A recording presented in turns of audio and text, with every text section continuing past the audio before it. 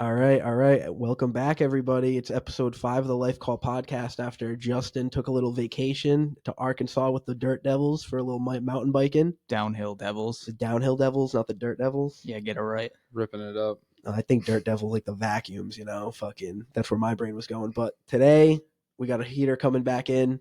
We got James Skinner. Local legend. He's got one of the within the last 10 years, one of the fastest guys on J-Day for the time being for a little bit. Maybe. You got a very broad resume, my friend. I appreciate that. All two wheels too. Always two wheels. Big 2-wheel resume on this guy. So one thing I wanted to talk about on the podcast, cracking right into it, was like what age did it start at? Like, for me, it started at 3. I have an older sister. She's 7.5 years older than me. So at the time, she was already riding dirt bikes. My next door neighbor, he taught me how to ride. I was just always around it. So I started at a very young age. I'd say I got my first bike when I was 3, and I probably did my first race when I was like 4 years old. yeah, that's pretty intense. Yeah. Especially like, because I can remember like first grade West Gloucester Elementary, like you were known like on the Suzuki RM85 already. We were like 7 or 8 years old. Yeah, probably around like 8 years old. I got an 85. Yeah. And that I think remember you, Josh Lucier, and then a couple other guys in elementary school. They were like Rick Wood. He had a dirt bike. Yeah. Like all you guys were always like because who started it in town? Was it Kenny that started the Hoot Owls? Yep, Kenny. Yeah, he was my next door neighbor. He taught me how to ride. Oh, okay. So you're talking about Kenny. Yeah, okay. He lived across the street, and actually, the Colasantes lived next door. They rode too. No shit. Yeah, that's right. That West Gloucester pack up there. Yeah. Oh yeah. I always forget about that. But it's like I just remember growing up in Gloucester, and that was one of the biggest things growing up in the early 2000s in Gloucester was like just like the dirt biking culture, and like the off-road culture and like all the trails and everything like that.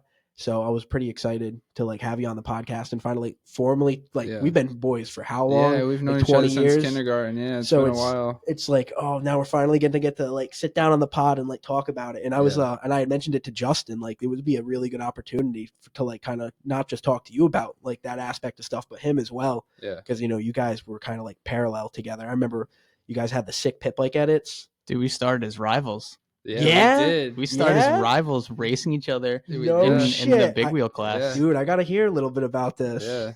Yeah, I grew up. There's like the picture of us doing we're like side by side looking at the whole shot. Oh, that was like the first real like interaction I had with you of like, oh, dude, this kid's kind of cool. Yeah, because we definitely knew of each other at the time from going to school, but I don't think we were like hanging out at that point. Yeah, I just knew of you and that you were fast as hell.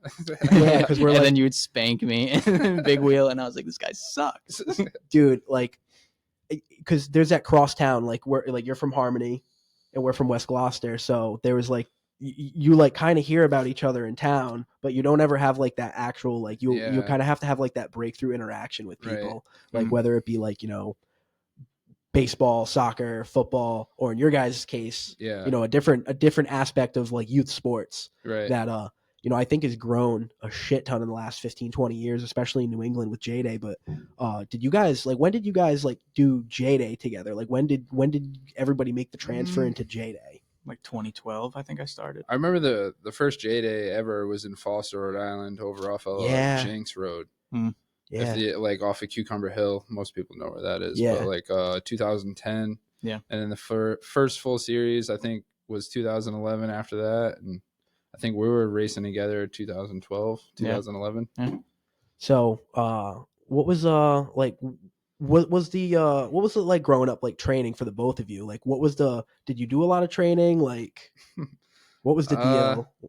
Honestly, no, like I just kind of rode a lot when I was younger. It was nobody really like took it to that level around here until maybe like 2015, 2016, like J-Day was like hot and rolling, and there was a lot of fast guys like Johnny Giroir, like a lot of dudes started taking it serious, like hey, I have the speed to go down south. So I feel like that's when it started getting real serious with training. But like as far as me, it's like I was born into it, like it was in my blood. I just always wanted to ride, so it was just I always had pretty good endurance, and I felt like I had pretty good speed growing up as a kid too. So definitely. I don't know, for me it was just riding a lot. Like not gonna lie, I was pretty lazy. Like when I was a teen, I probably could have trained more, like worked out, ate better, going to the gym or whatever, but it was kind of just relying off natural talent at that point. Like, And I thought that's what was always kind of like impressive to me, because you could kind of just tell you had it.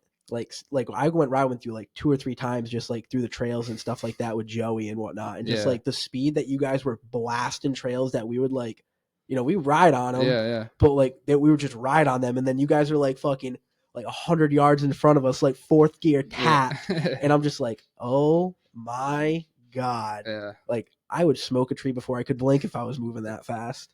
It's funny you say that. Like I've always had like riding with you or other friends. They're like, yo, like, how do you do this? Like you went through that section, like your front wheel wasn't even on the ground, or Yeah. how did you do this in that turn? And it's like, it's always been hard for me to just like explain it, because always just came like natural to me, like came easy. So it's just like, I don't know, I just did it. Like I can't really like.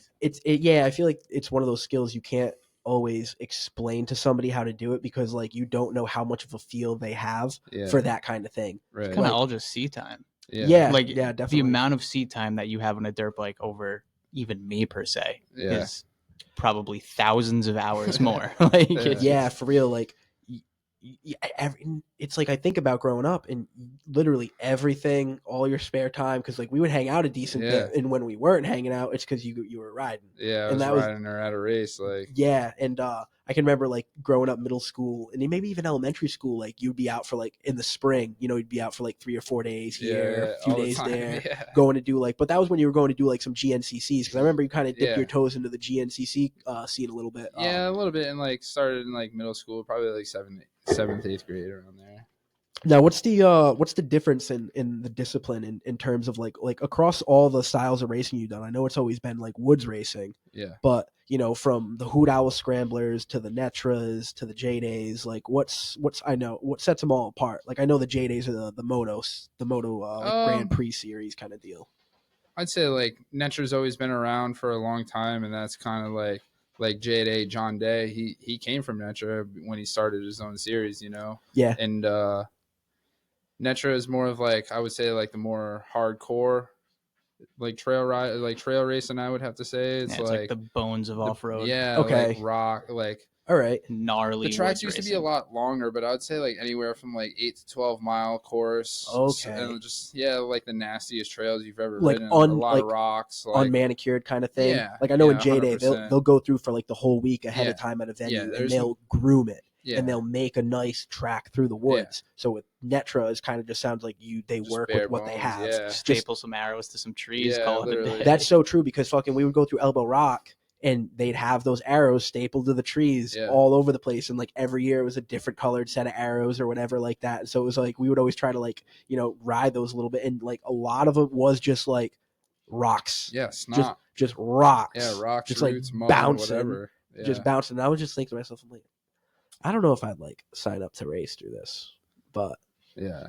And then I'd have to say like, as far as like you asked the differences, and like I would say GNCC is like the premier. Yeah. Out of Netra, J-Day off, you know what I mean? Like is GNCC like the where you're gonna make the biggest name for yourself kind of deal? Yeah, absolutely. Like they're on Racer TV, so they broadcast it live. Oh, on okay. YouTube. They used to do it on what is it, Speed Channel? Yeah, I'm Speed pretty TV. sure they used to broadcasting on that, but like that's an AMA like sanctioned event, so you're winning a national championship. You do that. Those are the fastest kids in the country. I remember like what were some of the names, like Josh Toth, Josh Toth, Ben Kelly. Yeah, I grew up racing with them when we were kids. Yeah, like even Johnny Giroir, like I used to stay at his house for a week during the Southwick National and stuff like that. I can remember. I went up to Johnny's house once with you. I don't know if it was like for studded tires for a winter race or something like that. Yeah. Senior year of high school. Yeah, yep. And like he's like, was he kind of out there on the like not towards the Cape? No, Southwick. Right in Southwick. Yeah, like the Southwick National. He's like a mile and a half up the No street. shit. Yeah, I remember going to his house and we walked the track. Yeah. That he had at his house. Yep. And I was like, oh, I get it. Yeah. No, like I totally get it. You go in the garage and there's like 4 KTM 300s just like chilling, like all different like setups, graphics, everything like that. And it's it's always been like growing up, like I loved, like it was like the biggest like fascination to me was like fast dirt bike riders and everything like that. So I really enjoyed fucking becoming friends with you guys and like getting to go to the J-Days and kind of see like the see some of like what a day in the life of a race day was like. Yeah. Like I remember, like I think the first one I went to was the last Barnes Way GP when the woman tried to run across the top of the river jump and got absolutely I remember smoked. watching that. Yeah.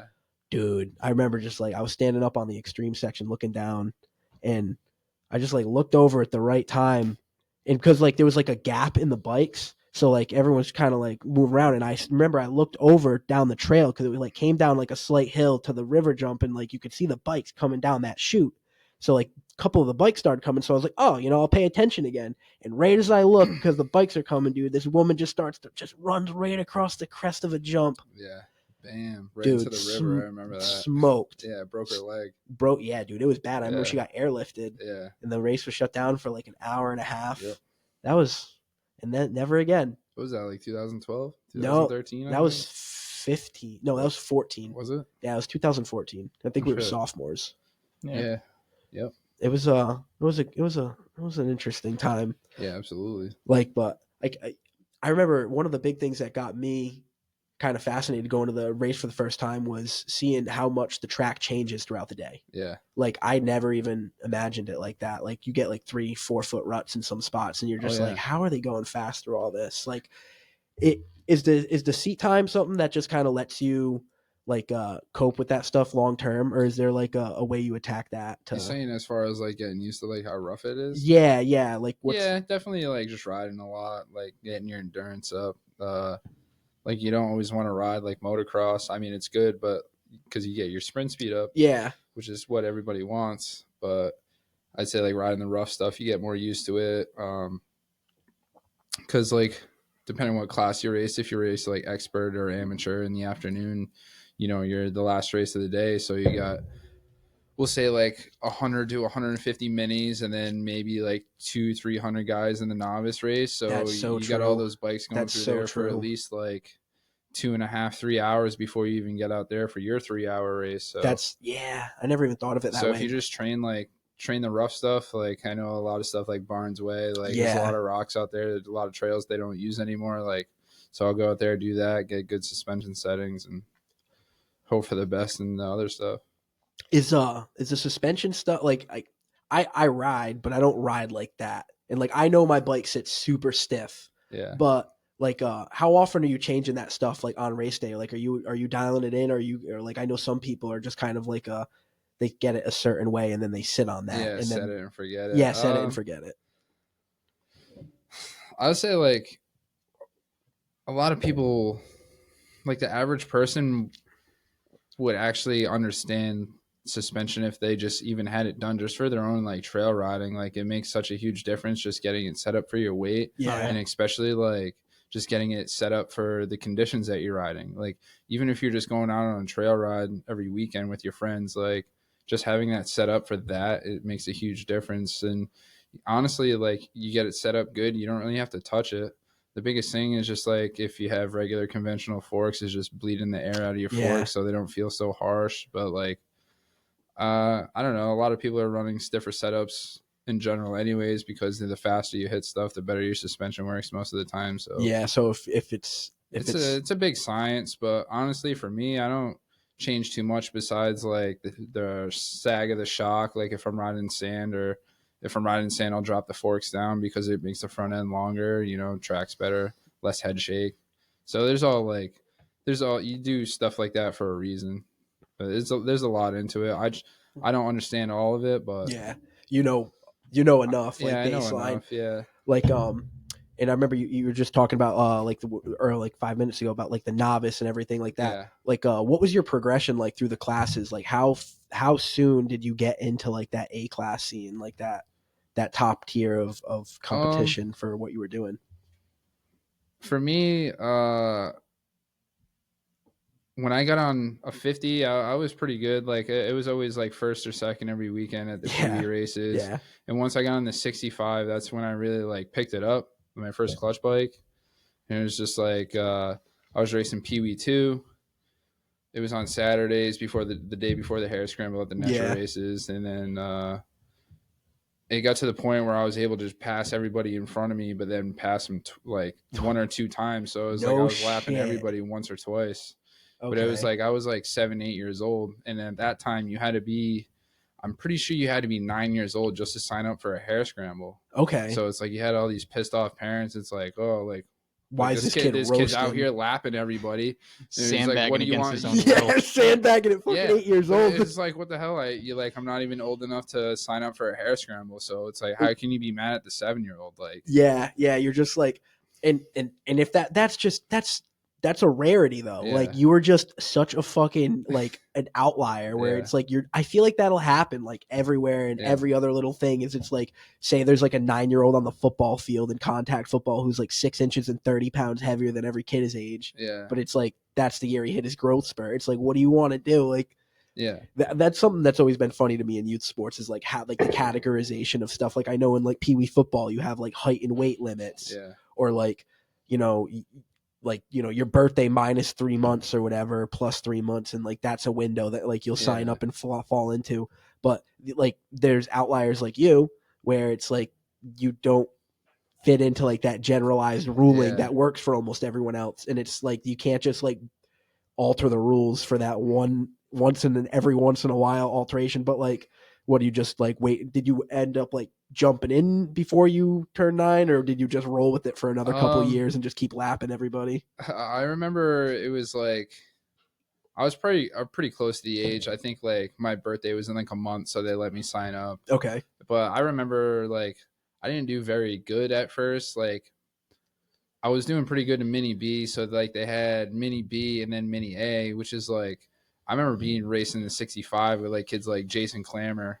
Like he was on an 85 in mini A at the time, or like Johnny Gerard was racing big wheel when I was racing minis on a 65. No like, shit. Yeah, like Josh Toth, Ben Kelly, they were in mini A when I was on a 65. So it was like, it wasn't me going to minis and like, all right, yeah, I'm gonna kill it like I was doing Pee-wees. Like, no, I'm racing guys that are now factory riders at this day and age right now. Yeah, no, so it's crazy. the competition best wasn't in the world. Yeah, like, yeah, literally. Crazy. I have seen some of the recent like social media posts and like, I think some of them have gone and done like the Erzberg rodeo and stuff like that. Yeah, overseas going to other and countries, or even at least just going to California riding like right out of the factory shop. Like going over there, crazy. Experiencing different states in the country is cool. But so like I like jumped into minis. I think I did like 2 mini B races on the 65 and then went right to mini A, which was tough. Like I said, with the competition at the time. But then I really didn't like start like winning mini A races until I got an 85. I had a RM85, a Suzuki, for a while, but they were taller at the time. Yeah. And I was always super short. So like for me, it was tough to race because it was like I needed a milk crate to start the thing because it had dead engine starts. But then we get to a shitty section, I would have to jump off the bike and walk it like using the clutch and the throttle because I was too short to touch the ground. Facts. So I remember my Suzuki was blown up when we couldn't get parts for it, and a friend of ours had a YZ85 in boxes. We literally put it together. I rode it the next 2 days, and the next race I think I won on it in mini A. So it was like, bam, like how can this one bike just like change how I was riding? Like it had factory connection suspension on it already, and it was a little short of the ground, so I could touch a little better. So I was just like more agile on it, I feel like. So I like that you brought up, getting the YZ, because growing up, like after you had the RM, like it was just everybody was on a Yamaha in town, and I feel like maybe that you getting that fucking Yamaha in a crate was what did it. I feel like the only guy who didn't ride a Yamaha was Josh Lucier on the KTMs. Yeah, I don't know. I feel like it's almost like a stereotype living in like Foster, Gloucester. You get everybody with their Ford Rangers and their fucking FMF stickers on their trucks with their YZ125 in the back. It's just like stereotypical Foster, Gloucester kid. Fucking facts. Like when I was looking at bikes, like I was like, I'm going to get a YZ125. I'm going to get a YZ250. And then I went to Motorsports Nation, and like the salesman manager, Jack, was like, we're like sitting right at his desk in the showroom, and the KTMs were just all on the left of me. Yeah. And there was a leftover 18 150 at the end of the line of the 19s. And he's like, for the same price of the YZ125, I can get you this 150 SX right here. And I was like looking at it, and I didn't know shit about KTMs. I mean, I knew they were nice, and I knew they were pretty peppy. Yeah. I had ridden Joey's 125 that he had his 13. So I was like, all right, like I'm kind of open to it. And then he's telling me about like the WP air suspension and all this crazy shit. And I was like, fuck it. I'll give it a whack. Yeah. And like, so yeah, like even like up until 2018, 2019, I was like always just dead convinced like Yamaha. Yeah. But like, what was, you ever try any other bikes? Like obviously growing up, you've ridden other stuff, but like, Yeah, I've ridden a bunch of stuff. The rule when I was a kid was if you can start it, you could ride it. So I was always trying to hop on somebody else's bike and see if I could start it. I could ride it, you know. I remember trying a CRF, was it 2010, 2011 Honda CRF 250R. That was my first 250F I've ever ridden. I think I was racing the 85 at the time. So for me, it was like, oh, the bigger wheels are awesome. Like I can't wait to get on a full size bike. And then just the ground clearance itself with the bigger wheels is like a huge difference. Being able to jump over stuff or hitting logs or rocks, just the way the bike handles better. It's like stuff like that. so I like, mean, you've always been a two-stroke guy, though, right? Yeah, always been a two-stroke guy. But I've never really been like super like on the pipe type of rider. I always like to like lug the gear out and ride the gear. Like I don't hammer the clutch. Like even now I ride a 4-stroke. I don't really rev it out too much. So yeah, I don't know. I like the 4-stroke better because you can like shift up and ride the gear a little more. Yeah, so that's exactly why I transitioned to a 4-stroke back in the day. I was rode like my 252 stroke, just lugging it around. Yeah, and I got a 254 stroke, and I was like, oh, this is meant for my riding. I don't know. I'm a slut for a 2-stroke. I don't know. I just like letting it wind down on the pipe. Like I went like one of the last time I went riding with your brother, and he was because he wanted to try out a 150 SX. So we went into the pit, and I was riding his 350. Yeah, I think it was a 350 SXF. Yeah, the KTM. Or and I didn't fuck with it. I didn't like it. I mean, I was also going from like a 150 SX to that thing with the electric start and everything, so it just felt so heavy. Like the front end, it felt like it was heavy on the front tire compared to my bike, where it just kind of felt like the front end, like it was up high. Like it almost just felt like it was like the front tire made connection with the ground without having to feel it. It didn't feel so heavy. Yeah. But I mean, that's also because like 150s or like 125s, they kind of weigh like 180, 190 pounds with a tank of gas, and it's kind of fucking ridiculous. Yeah. Like you tell people how much these bikes weigh and how much power they have. Yeah. It's like, and there is like a huge difference riding a 2-stroke to a 4-stroke. Like you let off the throttle on a 2-stroke, the bike's gonna keep rolling. Yeah, the chassis is not gonna dive. Yeah, that's so much true. Inertia with the 4-stroke. You let off the throttle, the front end's gonna dive. There's a huge difference. I didn't even realize it, but like what you're explaining, like that's what I was experiencing riding, and I didn't fucking know what it was. Oh yeah, like the engine braking. I did not like it at all, and I never even occurred to me that it was the engine braking. Like, you know, all that stuff can be corrected with like different mapping on the ECU and stuff like that. So yeah, with today's bikes, back in the day, no sir. Like there wasn't a lot of people that wanted to spend like $900 to $1,000 on a Vortex ECU back in the day. So oh yeah, that's absurd. Yeah, I mean, I guess like what always drew me to 2-strokes too was like the cost effectiveness of a rebuild. Yeah. Like doing a top end on a 2-stroke versus gaskets with like $150. Yeah, exactly. Versus like you hear somebody blew up their new 4-stroke, like what Brian went through when he bought that 250F. Oh, that was crazy. Like what did he like? The drain bolt came out or something like that, or I don't remember what exactly it was happened. I remember something happened that was like catastrophic, but I don't remember exactly what it was. It was like within like he said it would happen within like the first like hour of like I think a day it was something riding. something with the cam. The cam getting too hot and then expanding or something like that. Yeah, and then you have like a $3,000 rebuild bill versus like 2-stroke. I think for me, always growing up, I was always just scared of 4-strokes because I was like, oh, if I break this, I don't know how to fix it. So the 2-stroke was so much more appealing. Yeah. Because I could just rebuild it in my garage. Right. And then I think once I got a little more wiser and older and I realized like, oh yeah, it's essentially the same besides the timing and the cams and stuff like that. Yeah. But I mean, it's a little more intricate, but yeah. Working with that definitely helped me for cars and stuff like that. So. Oh, absolutely.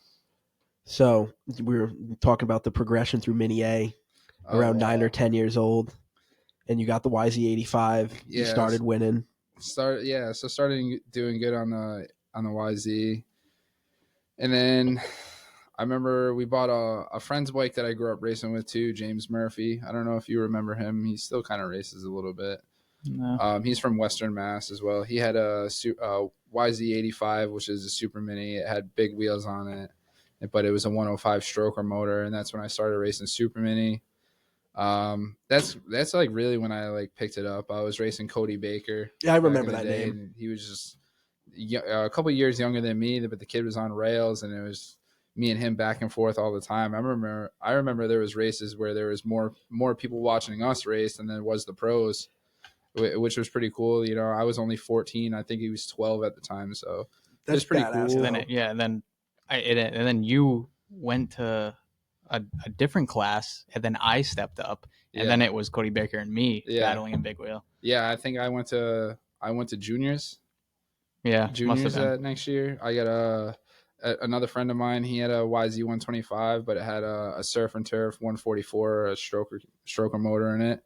Started doing the junior class. That's when I got on the big bike. That's when I like really started picking it up. Like things just started clicking. Like it was either a win or a top 3. You know, I was happy with that. Like, and I don't know. It kind of.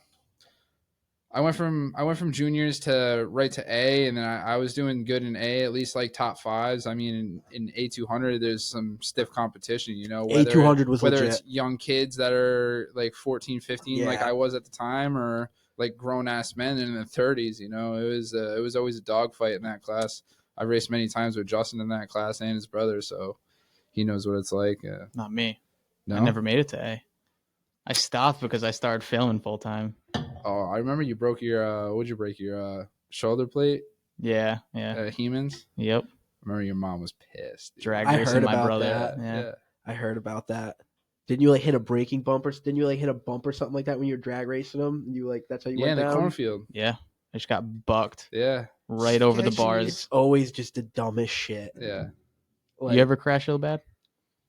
I've never, like, knock on wood, I've never crashed and broken a bone, but I've swapped out many times, knocked the wind out of myself. I remember it's the scariest thing ever. You get up, you can't breathe, you don't know where your bike is, you're trying to like run around to catch your breath.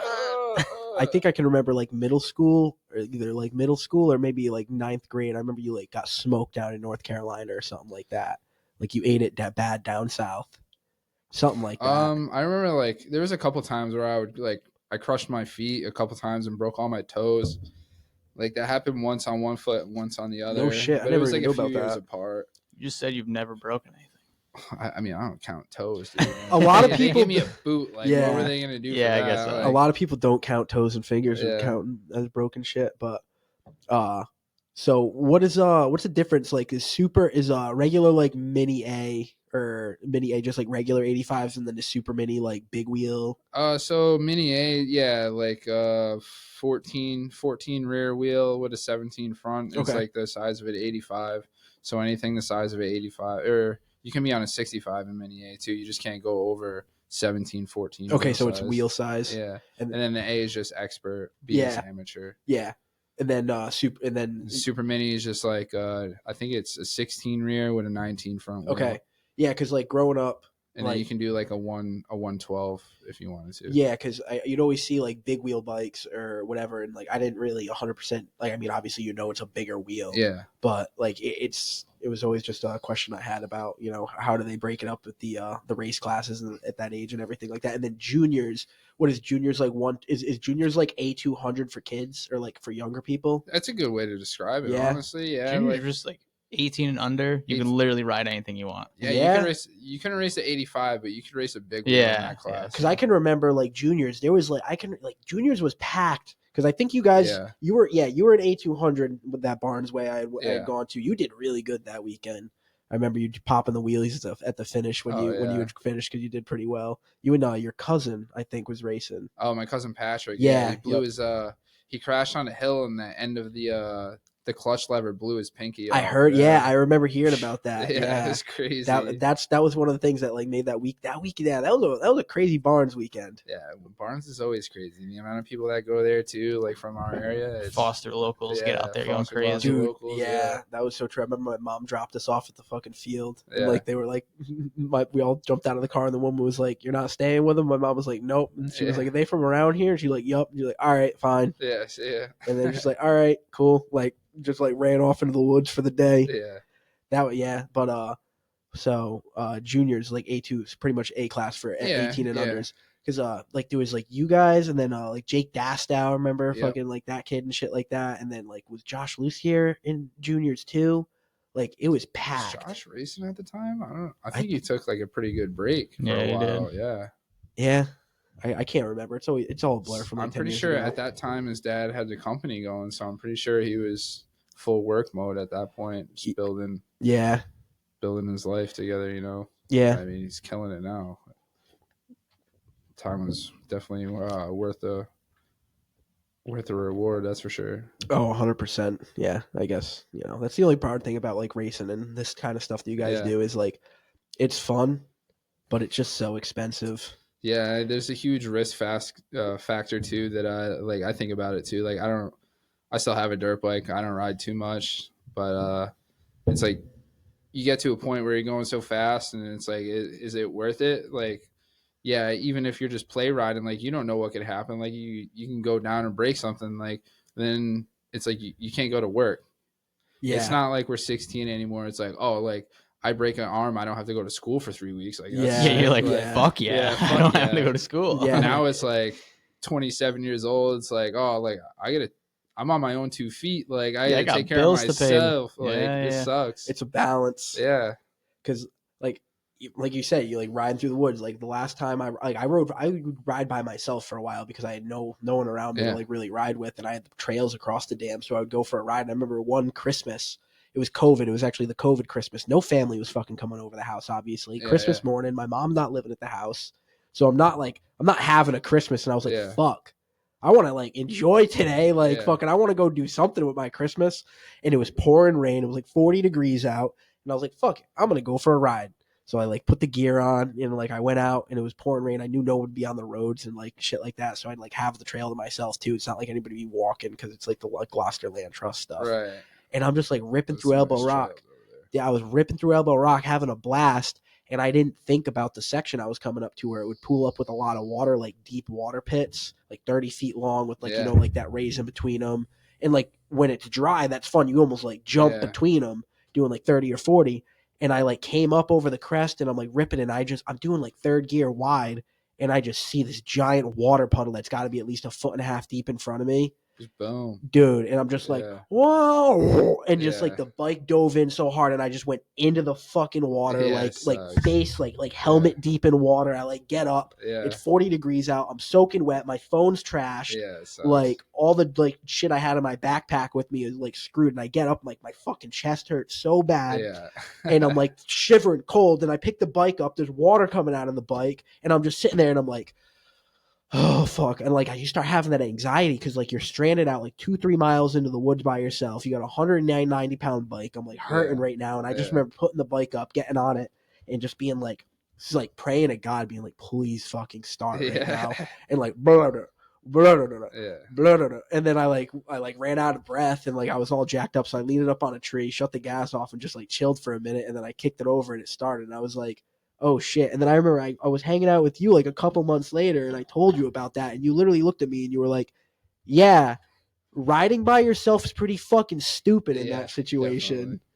I mean, yeah, you really just got to be careful. Well, yeah, like I was new to it, like that was like, I finally had a dirt bike and like didn't have anybody to ride. Like I got my bike and all you guys were like, Yeah, you got yours too late. I got mine way too late. I don't think I've ever rode with you. Nope. I rode with you twice, 2 or 3 times. And then I rode with Joey and Benoit like a decent bit. Yeah. And then like, that's it. I've like riding my sand pit with like Andrew Arsenal back in the day before they built houses there. But now the fucking bike just sits in the garage. Yeah. I remember getting chased out of there by Phil Liho. Oh, dude. You know what's crazy though? Is Mr. Liho would let us ride as long as like he would be in there on a Saturday afternoon getting dirt. And we'd be in there like me, Elijah, Logan, Timmy, like Tom Olson, maybe Ant Green or some other people riding 4-wheelers in there. Yeah. And he would let us ride in there if we didn't touch the road. Yeah. Like he's like, don't touch the road because that's where I'm driving my truck. Right. If you don't touch the road, He don't care. yeah, I don't care. And then like we'd be riding in there, and then the guy who actually owned it, Mr. Hopkins in his white Dodge, dude, you'd be like chilling in there for the day. like sitting across the pit on top of a hill, and you just see the white gleam of a 1500 Ram coming the gate with like the chrome, and it was like fucking, it's like that movie scene where like the old angry fucking farmer shows up on his property, dude, and he'd see the bikes, and you just could just tell he saw you. You're beelining across the fucking pit in his pickup truck, cloud behind him, and you're just like like praying to God everybody's bike started just to get the fuck out of there in time, and then you just like ride into the woods, go to a house. Yeah. And then like he knew where the houses were, so he'd like go drive around the fucking neighborhood, and we'd ride our bikes. Then we get on our bicycles, and we ride around the block on our bikes, and he'd see us riding our bikes, and he'd be like, "You motherfucker!" Yeah, pretty much like, "I'm gonna call the cops and get a tow truck at your house. I'm gonna tow the fucking 4-wheelers."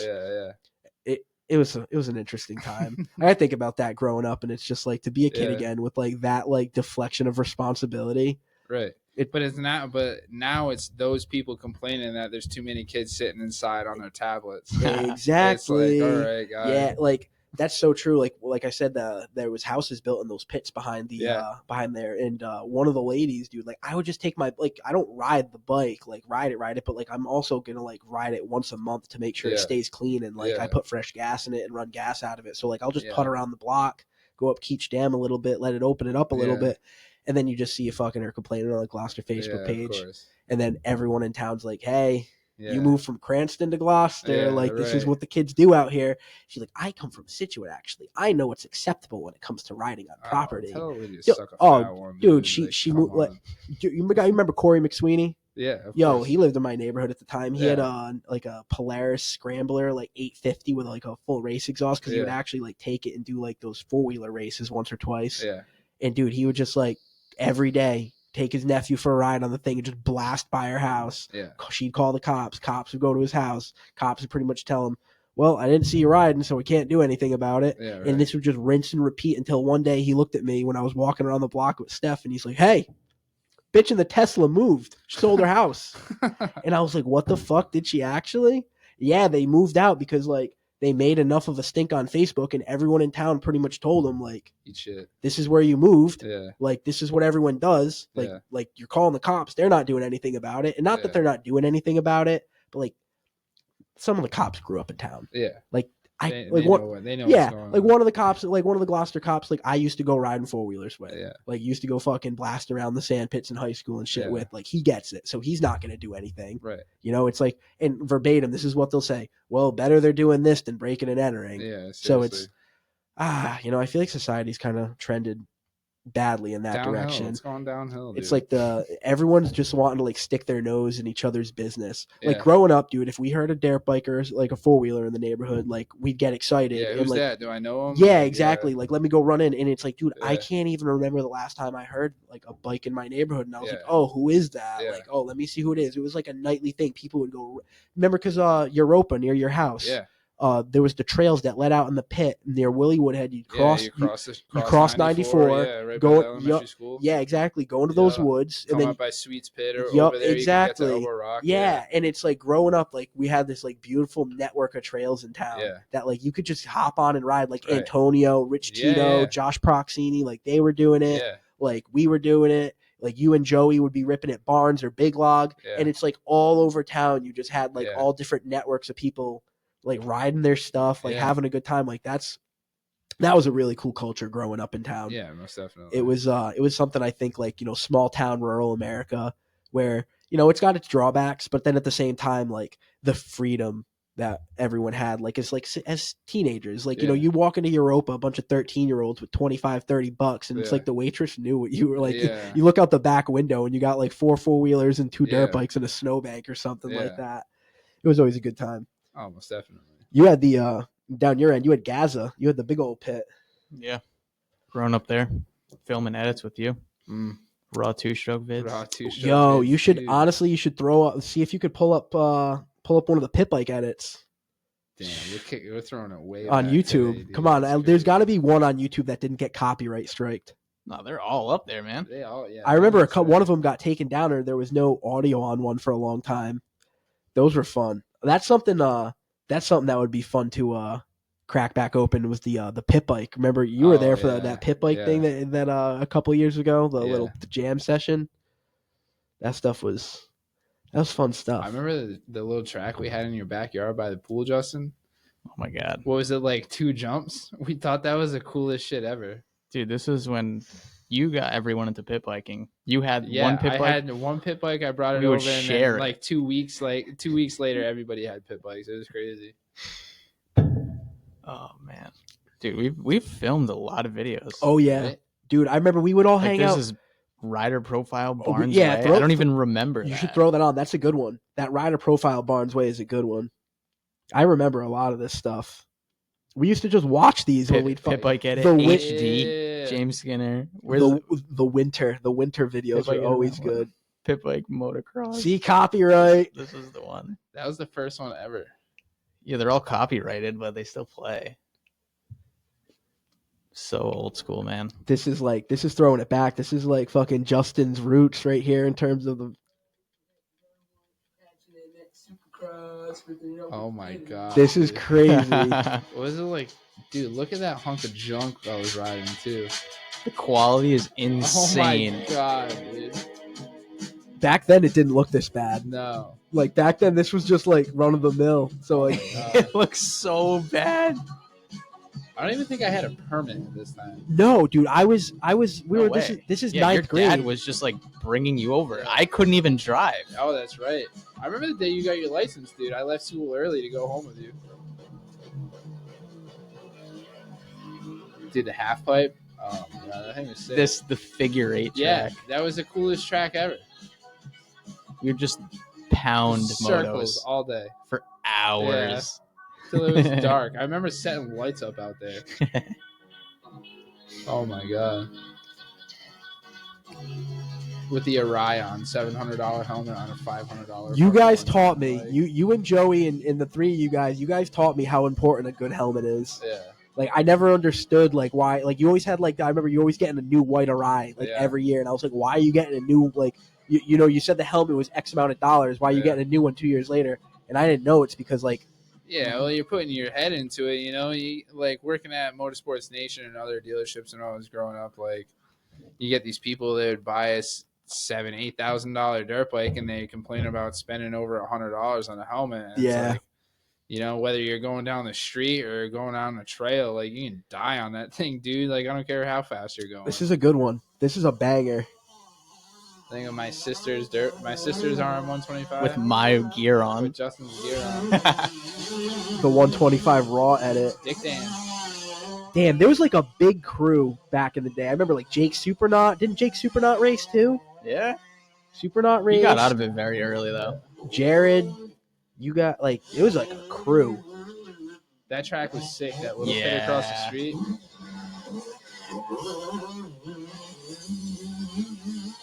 This just proves how good the riding we had in town was.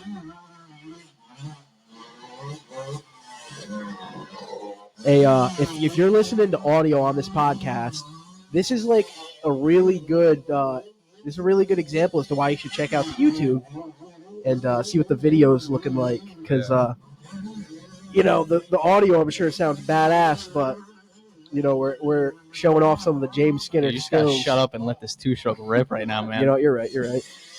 Save some oxygen for the rest of us. I'm yapper in chief. That's what I'm here for.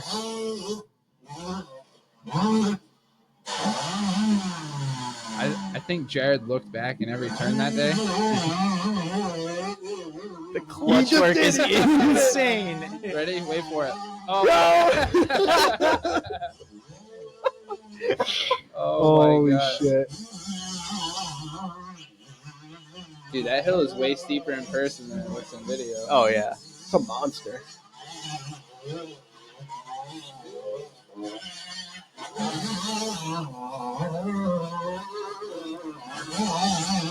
Damn, I was too little for that bike back then, too. Yeah, Bro, you're like small. 16 in this video. Yeah. I don't think I've grown any since then. Nah. Nah, you definitely have. Oh my God, I haven't seen that fool in Like forever. McNeil. Yeah, typical McNeil. This is great. Oh, the old brake tap. That was fire.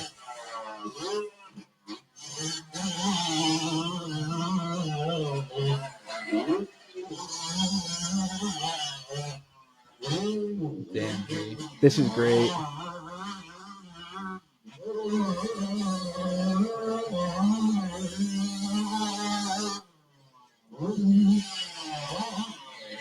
That like screamed back Yeah, then. it did.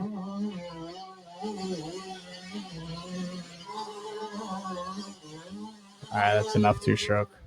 I don't know. I could listen to that all day. Yeah, dude, we filmed so much. This was the probably the last one. On the Husky of the year, I won the championship. Yeah, A200 championship. Oh, really? James Skinner, 20, pay to play, 2021, baby. Yeah. Pay to play. I did not know you got the 2021 A200. Yeah. Forgot about that. The one and only. So after you got that championship, you bought like a moto van, and when you were going around GNCCs, I kind of went in a little bit. I was doing a few GNCCs, and then I don't know. At that point, I was already working full time for a few years, so it was kind of just like a little discouraging, like trying to work 40, 50 hours a week and then trying to compete at that level. It's, trying to You're grinding yourself out. Once you turn expert and you want to get to the next level and be pro, it's a grind. It's almost a full-time job to train, eat right, work out, stay conditioned, and ride. Keep up, maintain a bike, I feel like it's a lot of time and money. People don't understand that. Like the gap from C to B is like this much. The gap from B to A is like this much. Yeah. And then the gap from A to pro, like huge. pro J Day is like this much. But then to make that next like catapulting like move from like the top of whatever your regional vibe is, whether it's a Netra, a GNCC, a Netra like a J Day or Hoot Owl or whatever. Like you get to the top of that, but then when you reach into like that GNCC, because GNCC is national, right? Yeah. Like, do they do it like east to west, or is it just kind of like? It's just on the East Coast. Just on the East Coast. Yeah.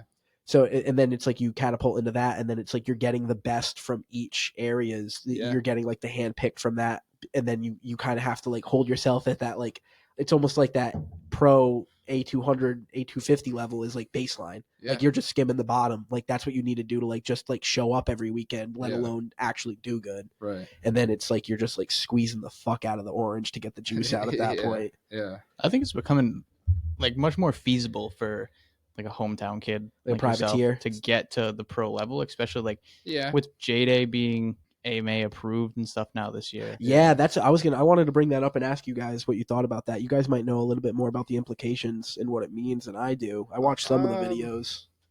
That who's the new? It's not John Day that owns. No, J-Day it's anymore. Ethan Broach. Yeah, has he always been in the scene like back in the day and stuff? I remember Ethan from when I was a kid. When I was a young kid, I've known Ethan since I was probably like 6 or 7 years old. No shit. He grew up racing when my sister was racing when she was younger and stuff like that. So it's a local that bought it. Local. He's from Connecticut. He's always been around in Netra growing up. Nice.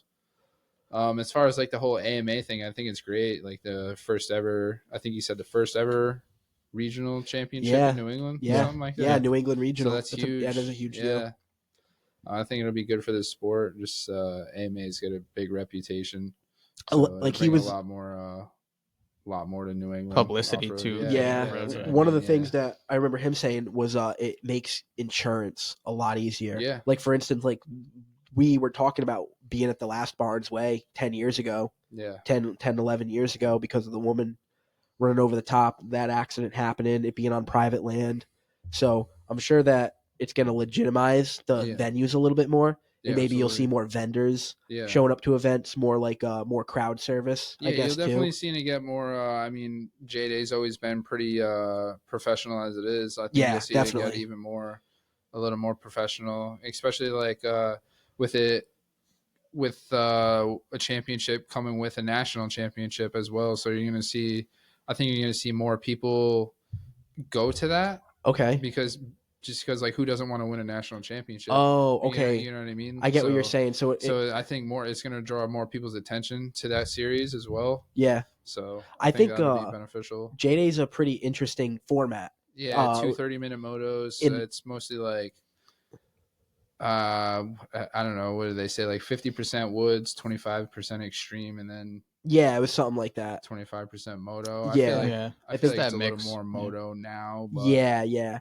I think definitely like the Barnes Way track that I can remember, or like the Munson, going to the Munson Monster. Yeah. I always really, that's what I appreciated so much about J Days, is that depending on the venue, you were just going to get an extreme section that utilized the environment you were in. Yeah, and it's like always diverse. Yeah, and like the tracks were always the tracks were really, really cool. I always really loved walking the tracks, the extreme section, seeing what each week had to offer, because like, for instance, the Barnes Way extreme section was right after the river jump, and it was that like steep, rocky, rooted uphill. Yeah. And then the Munson was obviously the Munson Monster Hill Climb, because that's just like a hill climb venue.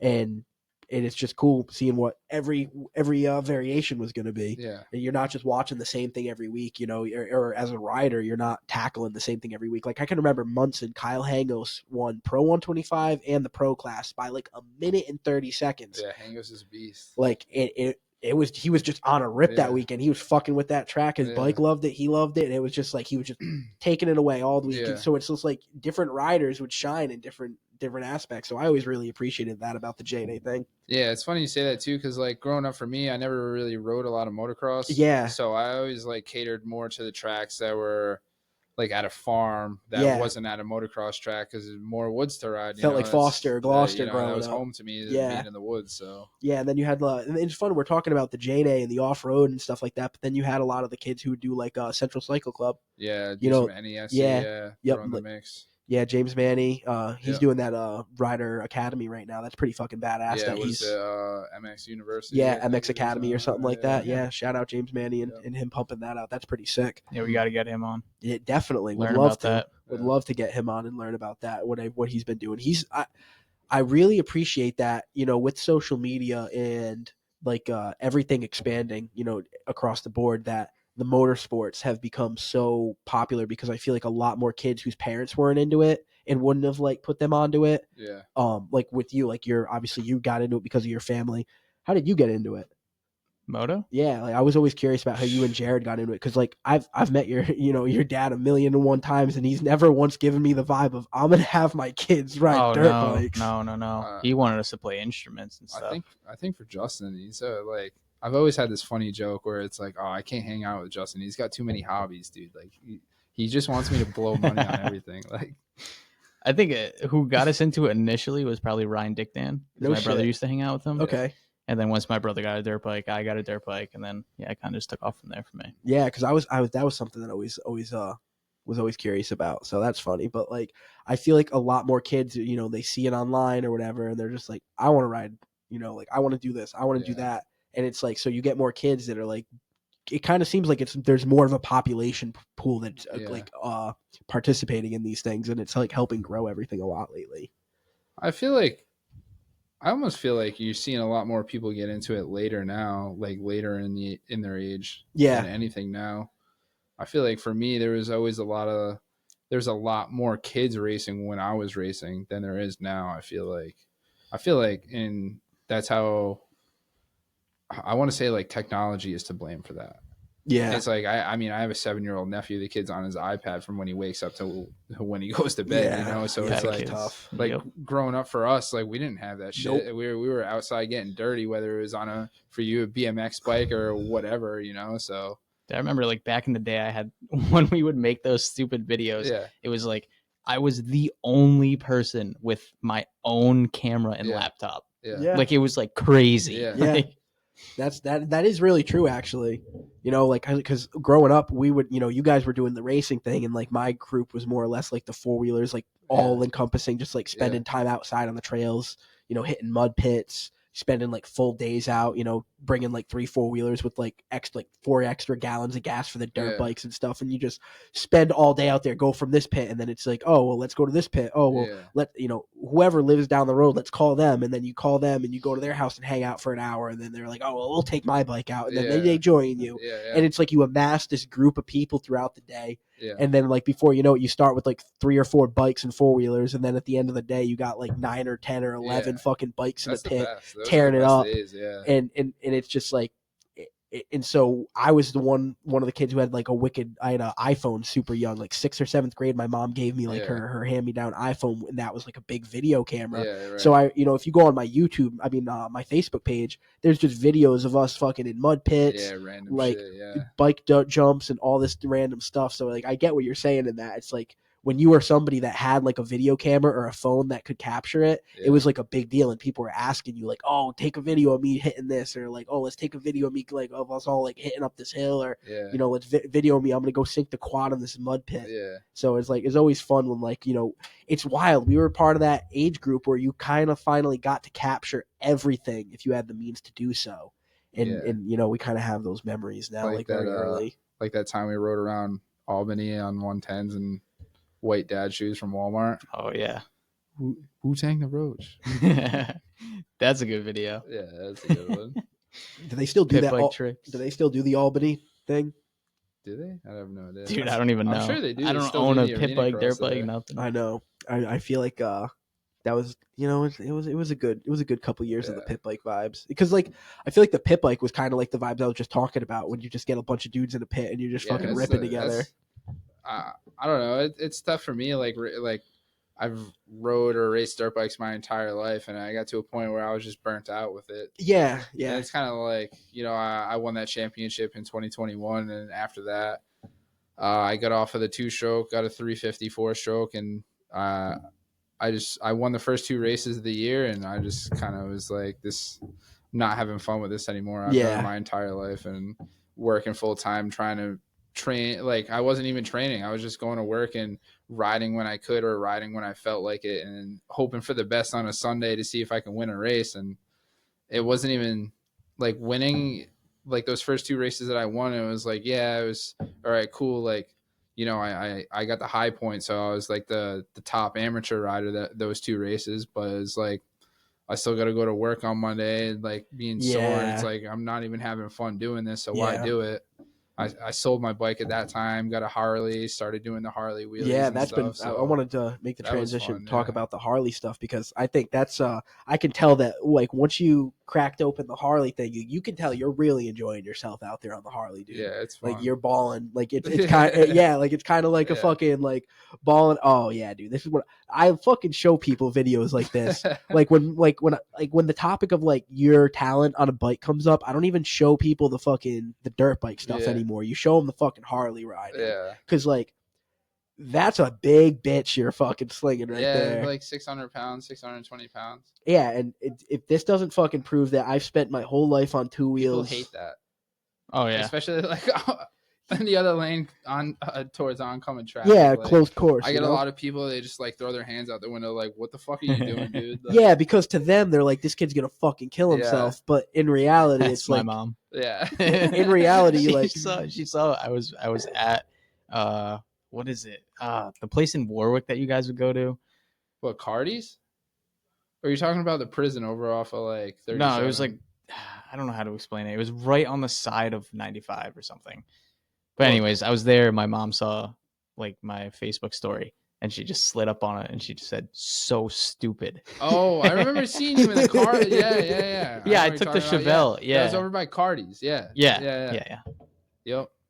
Yeah, I mean, it's definitely like a generational thing. Yeah, for sure. But you want to know something? Like your mom's era, like people were doing it. You just didn't see it online back then, Oh yeah, like it was going down.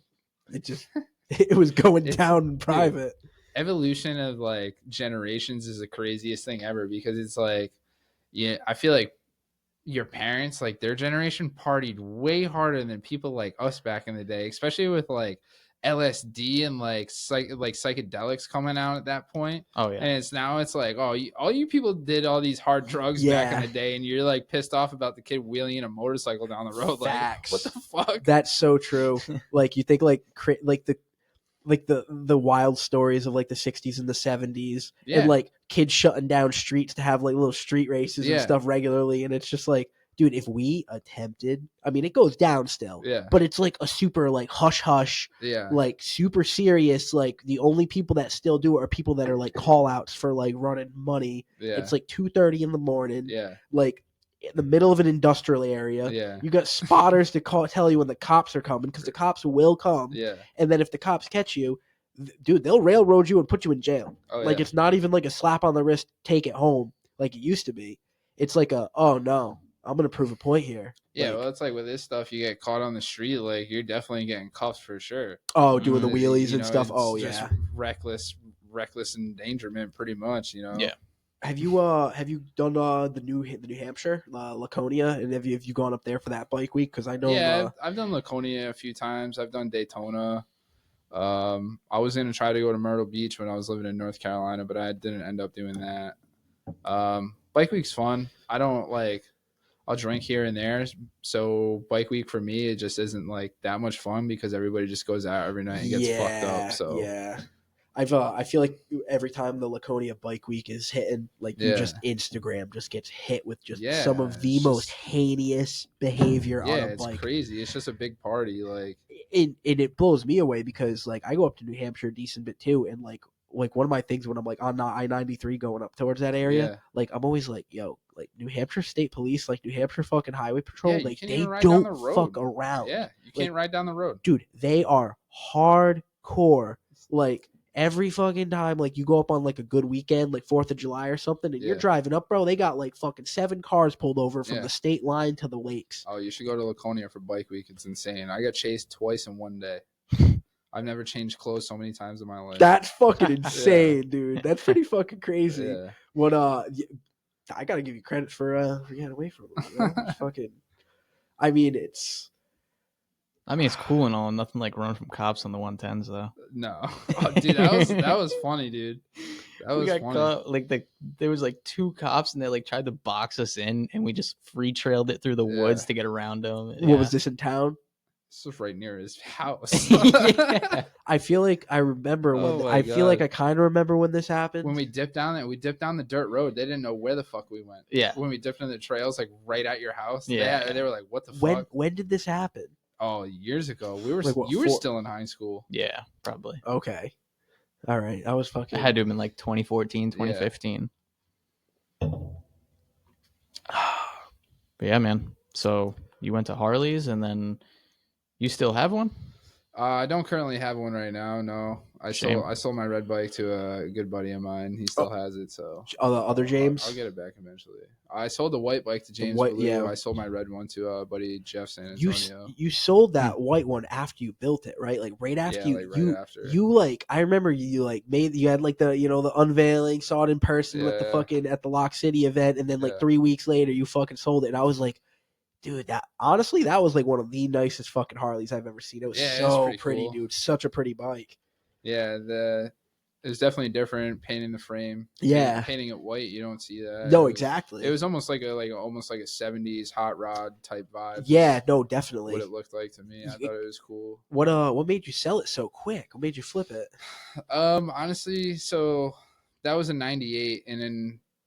I don't know the years exactly. I think it's somebody correct me if they're watching, but like I think it's 84 to 98. It was the Evolution motor, so it's not a twin cam. It's got a single cam in it. And then those like the oil feed was weird. So every time you do a wheel, you would puke a lot of oil. So I was always having trouble with that.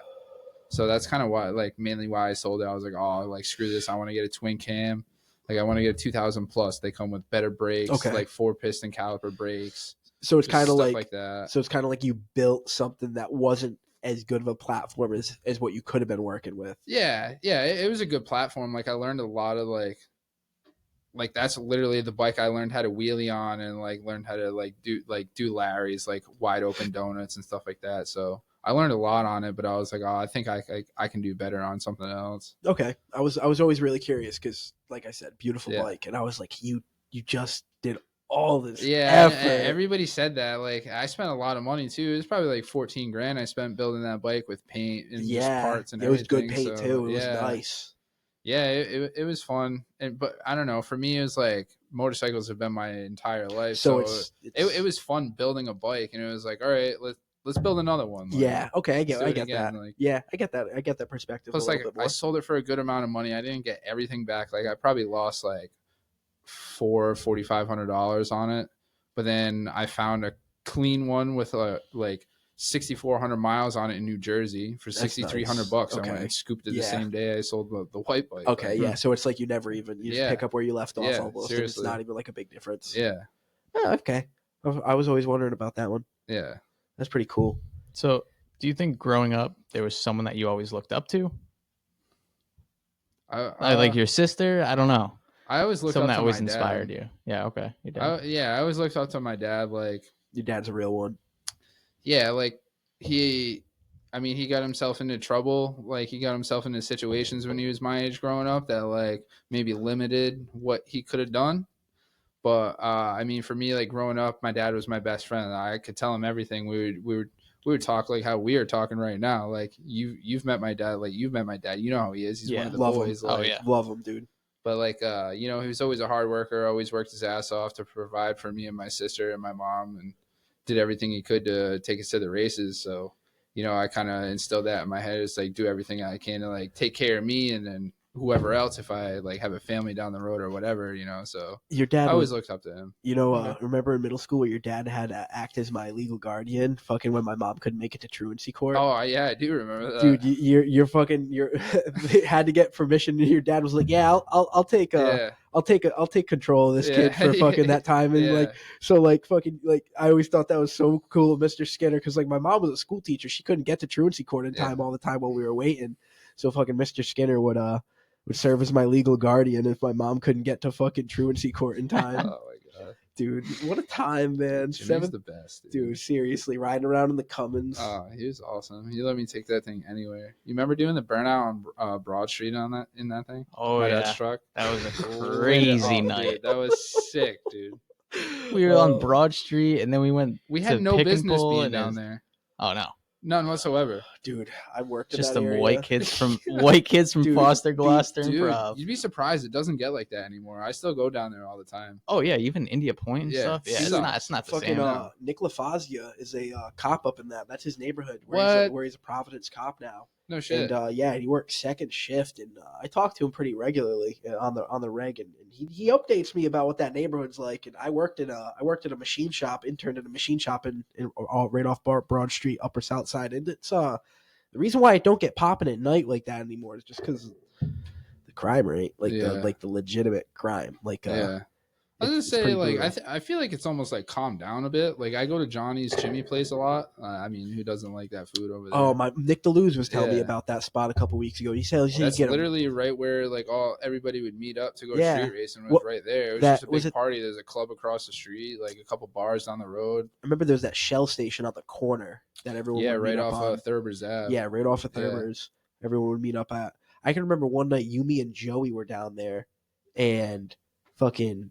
There was I think I'm pretty positive it was me and Joey. It was super late Friday night, and the dude fucking Nefty, Aunt Green's buddy came over and told us to skedaddle. And we were like, "Yo, why?" And he pointed at the dead end street, and like at the fence behind us, there was all black fucking 2-door coupes with no plates, full tint. And he pointed at a group of dudes on the stairs, made the freaking handgun, like the finger gun motion.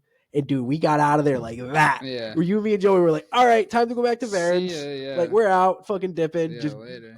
Got out of there. And then like 2 or 3 days later on the news, there was a shooting at that church over the weekend. And we never went back. Yeah. We never went back after that. That was like one of those life lessons you learn growing up. Yeah. Where it's like, you remember Mr. Gerard used to say shit like nothing good ever happens after dark? And like I just thought about that when that happened, and it was just like that's what my 8th grade language arts teacher was talking about. Yeah, seriously. He was like, "You'll learn. You're getting to the age." That guy was smart. He was, dude. Yeah. I had his phone number for a while after we got out of 8th grade, and I was still keep in touch with him for a little bit. That's cool. He's a real one. Him and Kalenda. Yeah. I appreciate it's funny actually. Mr. Kalenda used to be a cop. He actually arrested my dad back in the day. That's shit. He figured that out. He moved my desk from where it was, like with all the other ones. You were right next to his. You were in my class. You were in my my social studies class. Yeah, we were the only two. It was like you and me. We were the only two like troublemakers in that class. He would always throw me out of the room because I challenge his authority. And then he'd come out of the room after, and he'd be like, "I appreciate that. That was respectable." I remember saying "fuck you" in front of him one time, and he lost his. I Fucking heard him mind, scream. Dude. I heard that. I was scream. at my locker. I was just like talking to myself, and then he's like comes out of the bathroom. He's like, "Fuck you, what?" And I just like looked at him. He's like, "Go to the principal's office." Principal wasn't there. I just went right back to class.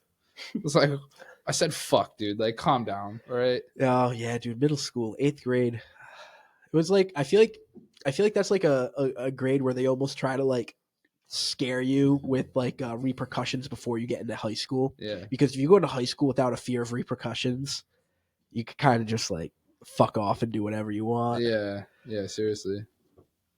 Pussy magnet. That's a dude. Chill. Chill, yo, chill. Chill. So nowadays, Skinner lives on a boat. Yeah. Yeah. Let's crack into the boat life. What are you, a commercial fisherman now? Yeah, commercial fisherman. I work on a scallop fishing boat out of New Bedford, Mass. So you go in, and we were talking about this a little bit more before the podcast had started going. You going like what, 200 miles off the coast? Yeah, it's something like it depends what area we go to. Like if it's open or closed area, there's certain areas that you're allowed to fish in out there.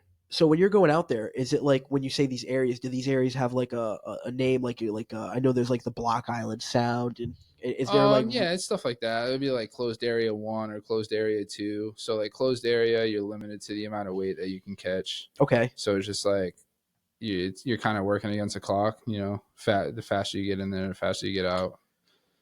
And then the open area, it's just you're burning down days on the boat. So as open is like you can catch as much as you want. Okay, so in a closed area, so like once you hit your limit in a closed area, Go home. Yeah. you have to go home. You Yeah. can't like go to an open area then. No. Okay. So you do like a certain trip, like you do an open area trip or a closed area trip. So you like each boat gets like a permit for however many days you can fish in those areas. Okay. And how often are you going out? Like, what's the seasons like? What months of the year are you going out? When are you staying in? I would say like mostly from like, so I started fishing in August of last year, and then it really like picked up. So like August, November, from November to August, I'll be fishing. No shit. Yeah, so I'll be off from August to December. Okay, so you fish through the winter. Yeah. Like Sucks. I was gonna say like my grandfather was in the Coast Guard and grew up always hearing the stories, sailing in the ocean because the Northeast it's some rough it can get a little rough, can it? Yeah, and in the wintertime it sucks. It's like it doesn't suck, but it's like super windy and rough out there. Like it's not. I think it's warmer out at sea than it is on land in the wintertime because you get the saltwater breeze. It's not too bad.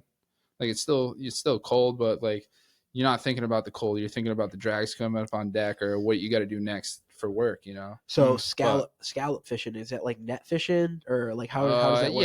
Yeah. So there's like rings that make up a bag that you set out on each drag. There's 2, one on each side of the boat. It depends. Sometimes they can be like 10 to 14 inches wide or feet wide. Sorry.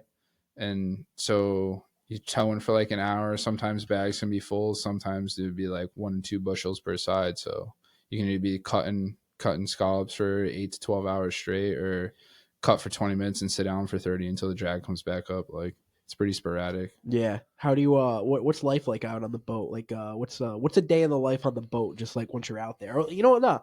What's it like when you're showing up? Like what's showing up to the docks or like how does that all work when you're going out? So they'll call it like gear work, like all right, be at the boat 9 a.m. for gear work. Saying gear work is just like setting up the drag, like fixing rings if they're worn out or broken, or like squeezing new links on the rings to keep them together because like it's all like a grid pretty much with like the what are they, like 4 or 5 inch rings.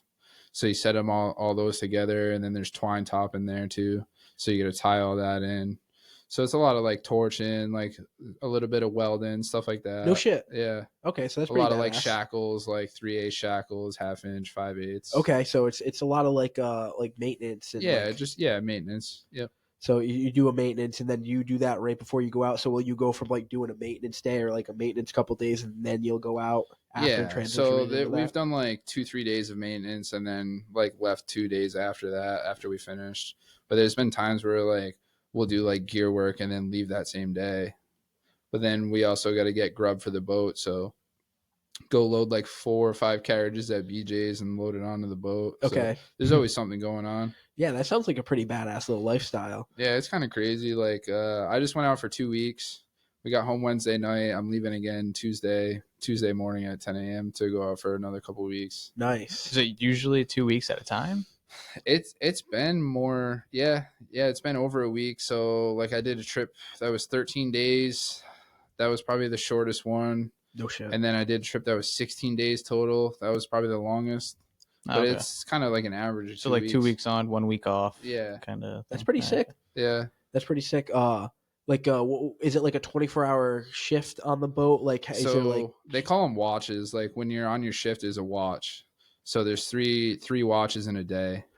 So it's usually 8 hours, and then if there's a lot on deck, you'll do overtime, and it's usually like an hour to an hour and a half overtime. Then you get off, eat, go to bed, probably sleep for like 4 or 5 hours. But if you're doing a lot of overtime, the less you're sleeping, so like 3-4 hours. Okay. Jeez. Yeah, wake up, work 8 to 10 or whatever. How many guys on the boat? How big's the boat? Right now, including the captain, there's 6 guys. Oh, okay. So Yeah. like, was it like a 30? It's like a 100-foot boat. 100-foot? Yeah. Damn. Okay, Yeah. that's pretty badass. Yeah, it's pretty crazy. Like, That's nice. It gets pretty rough out there too. Like I was Yeah. saying, in the wintertime, it's very windy and stuff. So like I did a trip in November. It was 13 days long. We're out there in 20 to 25-foot seas. Yeah. So it's like you're moving around a lot. Like you're pulling these like 4-ton drags up, one on, like I said, one on each side. Like there's a lot going on. It's not just like, hey, like I get people all the time, oh, you're a fisherman, that must be cool. Like, oh, will you work on a charter? Like, Yeah, that no, No. like I work on a real fishing boat. Like I said, we're out there in 20 to 25-foot seas dealing with these heavy drags. Like You're just because there's weather, we don't stop. Like there's money to be made. Like what I would tell people just to get it is like you're literally doing the same thing that like the big two, like the fishing boats. I have ask people all the time. I'd be like, "Oh, you ever seen Deadliest Catch?" Yep. Like, yeah. Yeah, Like, I was trying to think. I was like, there's definitely Yeah. a TV show or movie Yeah, that I've yeah, seen. same Like, shit. that shit's hardcore, Yeah. man. Like one of my favorite fucking things is like I love like nautical shit Yeah. and like the instances of like going out there and like what the life is like and what the conditions are like. It's hard. yeah, it's hard. It's rough. Like, yeah, I think it's more tough mentally. Yeah, than it is definitely. I mean, I physically. could only imagine because if you're going through that kind of physical on land, it's like you're not, you don't have like 2,000 feet of water beneath you. Yeah, You know, Yeah. like yeah, we're towing at like, so we'll set the drags out at like anywhere from 35 to like 60 fathoms, and it's 6 feet a fathom. So you're You're dragging well- that deep. yeah, Holy yeah. shit. We're setting out some cable. That's for Holy sure, yeah. crap, dude. That's a lot. Those spools must be pretty big. Yeah, they're pretty Damn. big winches. How like what's the pound on the winch? Like Oh, I have no idea. like it's got to be like 10, 20,000 pounds. Oh like, yeah, more than that for yeah. sure. Yeah, Yeah, I mean, that's- 4-ton drags, yeah, okay. 8,000 pounds. You know. And then plus all the resistance. Yeah, being and that deep in the depending on, water. like, yeah, the resistance of the water. I know it's like 1 1/4 inch cable, Okay. How like the wire that sets out on the drag. how fast do you go when you're trolling or when you're dragging? Anywhere from like 4 to 5 knots. Okay. Yeah. What is that? What is a knot? Like 1.3 miles an hour or something like that? I haven't really like transferred it Yeah. over, but It's like a mile an hour and some change, I Yeah. think. So oh damn. So you're And just there's a lot to it too, with like the tide changing and like which way the boat, it's blowing the boat with Okay. the tide and like the wind and stuff like Yeah. that. So there's a lot to it. I can out only there. imagine. definitely a science to it. Yeah, I can it's only crazy. imagine what your captain's going through, Yeah, calculating it's so all much that. responsibility. Like, How old is your captain? he just turned 40. Okay, so he's Yeah. still. Is that young? You think, or is that? Yeah. yeah, How long has he been doing it for? Yeah. I mean, I want to say 21 years, maybe going on 22 years. Okay, so this is lifestyle. It's been doing it Yeah. a long time.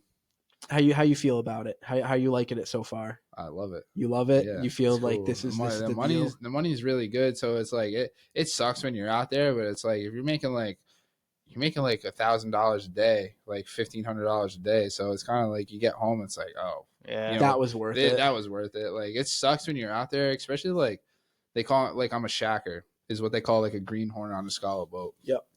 So it's like, oh, fuck with the shacker, like just like calling me retarded, or like they call me Mother Teresa. Yeah. I'm like, why Mother Teresa? You're like a nun, just a useless pussy. Oh So my imagine just being God. like verbally assaulted for fucking money. Yeah, Like, been there it's before. like, this sucks. Like, especially like my captain. I've known him since I was 3 years old. No shit. So it's like I got this guy that's been my idol my entire life, just shitting on me every fucking day. Yeah. Like, Because what it's like pretty tough. you're in international waters, man. You're Yeah. the boat is the boat is the country pretty much, man. Literally, yeah. Like that's pretty funny. I don't know about you guys. I need a quick break. Yeah, let's do it. Quick intermission. I need a drink. And we're back from our little intermission. Back at it like a crack addict. Hell yeah, brother. So I guess where we left off on the boat stuff, talking about like the drag nets, all the actual work and everything it entails, day in the life on the boat.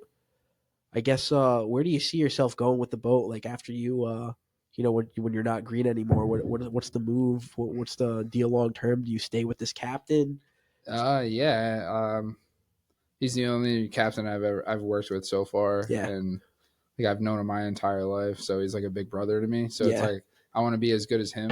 I don't know if I want to be a captain one day. Yeah. I mean, maybe that attitude will change and I'll have a different aspect, but just for right now, I'm just trying to learn everything that goes on the boat and just try and pick up the pace of the full share guys and just try and be as good as them. So, take some sweat off their back a little bit, So your captain, does he own that boat?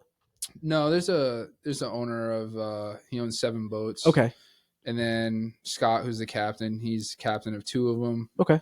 And then he's the captain of another boat for a different guy. All right. I work all 3 with him. Oh, okay. So you're not on the same boat every single time. Yeah, it's usually a different boat. Okay, so it's like, do you switch boats when one needs to be like maintenance off?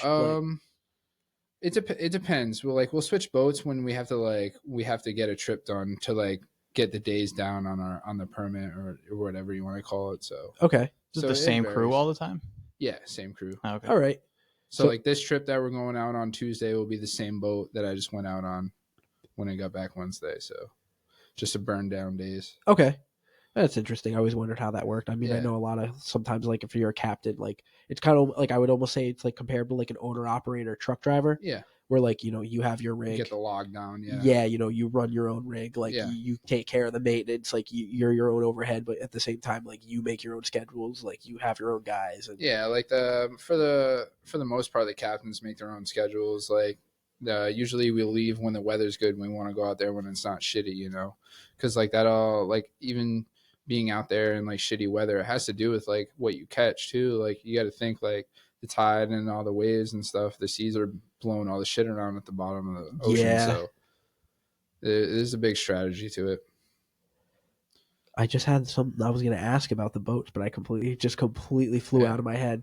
I will say like maybe one aspect to like plan a trip is to, like with being in weather, like you're getting way more tired out there when you're in 20 to 25 foot seas. Like you're using a lot more muscles. Just trying to stabilize yourself. Yeah, trying to stand up, whether you're bent over picking on the deck, like picking up what the drag's caught after you send them back out, or standing at the box cutting, like sometimes you got to reach out and hold yourself up against the box. Like two things I want to ask. Well, where are you out of? Where's the boat out of? We're out of New Bedford, Mass. Okay, you're at New Bedford. Okay, no shit. I used to when I was an electrician, we did a lot of the marinas. Okay. A lot of the commercial fishing marinas up there. We did a lot of like their I don't know what it was, but it was this like one chain of marinas that was owned, and they all needed to have like their underground and gas systems upgraded in like 2018. So we were doing all the electrical, laying all like the underline piping, and we were doing like how like some of those docks they go like almost a full football field out into the ocean. Into the water, and that's where the gas pumps are. So we were like doing all the under the dock wiring on floating docks in like the middle of February, doing all the wiring for that. Oh, that must have been so nice. Dude, it was great. So I can only imagine what it's like freaking going from November to August. Yeah, out there. But and then another question I was going to ask you: you say you're out for 2 weeks. I know that when we're freaking out on his brother's wake boat for like 6 hours on the lake, and I get back on the dock and I touch solid land. It feels a little funky. What's it like when you touch land again after being out on sea legs? Yeah, it depends how rough it is out there. Like I was telling you guys earlier, I did a trip in November. It was like 13, 14 days long total, but the entire time we're out there, it was 20 to 25 foot seas. So it's like you're looking at the water. It looks like hills. Like Yeah. you can't see anything else besides this giant ass wave next to you. That's fucking And it could be crazy. coming at you, like coming at the boat from the bow, the stern, like port or starboard side. Like you don't know. So the boat's rocking all sorts of different ways. And like every time I go out, I probably lose like 10, 15 pounds. That's like it's kind of crazy. Like whether, I mean, we kind of eat like shit, but we're still eating food out there. Yeah. Just grinding. I feel like when you're out there, it's kind of just like it don't matter what you're eating as long as you're eating. Yeah. And like for the most part, it stays pretty warm out there. Like I said, with like the salt water and stuff like that, it's not too bad. So yeah, especially and you're inside, like the cutting boxes. There's always like sliding doors you can close. So if it's windy and raining out or whatever, you can close them. It's not too bad. Yeah. Oh, okay. I'm picturing like you, like on the back of the ship, just like getting blasted by water. Like, oh, I mean, it happens. Yeah, I've been knocked on my ass by a wave before, picking in the pile. Like just come over the rail of the stern, just knock me right on my ass, dude. It blew me like 10 feet across the stern. That's crazy, dude. Damn. It sucks. Or like even if it's just a little bit of water, like it sucks picking on deck. Like some boats are different than others. Like this last boat, the Justice that we went on, it's like once water's on the deck, it's like you're picking in like 3 to 4 inches of water. So just imagine like the whole deck, like scallops are blowing around everywhere you're trying to pick. Like it sucks. Absolutely sucks. Your gloves get wet, dude. You're going through 3 bags of gloves in 2 weeks. That's fucking crazy. Yeah. Damn. So it sounds like never a dull moment on the ship. No, never. Especially being a new guy, you're always getting yelled at. There's always something for the new guy to do. Oh, always. Always. All right. I guess, let's transition. I know you wanted to talk a little bit about like the development and the mindset of like growing up and like maturing and how like, your overall aspect of what you're looking for in life changes a little bit. So yeah. What I guess where did you start off in like the image, like where did you start off in terms of like recognizing, I guess let's call it like the immaturity and like your perspective of life and how it was affecting you? Like I would say that started at kind of a young age for me. Like I mentioned before, I have a sister that's 7.5 years older, and she grew up racing dirt bikes. So most of her friends were like, not a lot of girls race dirt bikes. So most of our friend group was like the same, were guys the same age as her. So it was like, I always had older brothers growing up. Yeah. They were always older brothers to me. They never let me get my ass kicked or whatever, Yeah. They never let me get into trouble. They always looked out for me. So it was like, I learned a lot of stuff at a very young age. Like whether it was like, I knew what alcohol was. I knew what people were like smoking when they were smoking weed or like, it's kind of bad, but like I knew what cocaine was when I was a kid. Like, oh yeah. No, like I learned all that. this shit to like stay away from it. And so like for me, it was like, I already knew all this stuff. So like kids in our grade, they were just like immature, just like acting as a kid, Yeah. It was like, hey, when are you gonna like start like maturing a little bit? Like even in high school, there was like some kids, like I don't want to say any names, but like there were some girls that we went to school with in high school. They were like just acting like they were 10 years old. Like facts. It's like, dude, like, come on. Yeah, I can kind of relate to that too because, you have your older sister and then I had my older cousin who moved in with me and my grandparents. I think he was 16 and I was, 10, 11 years older than me. So I was like 5 when he moved in. Yeah. And I lived with him starting at 5 years old. And he was kind of part of that same crowd, in the Foster Gloucester, where it's like, you kind of see the exposure to alcohol, drugs, drinking and driving. That age group, they experienced a lot of loss. Yeah. Early, and it's something that thankfully we as a group and Justin's grade above us haven't had to experience, and everything like that is like losing people throughout the year of high school.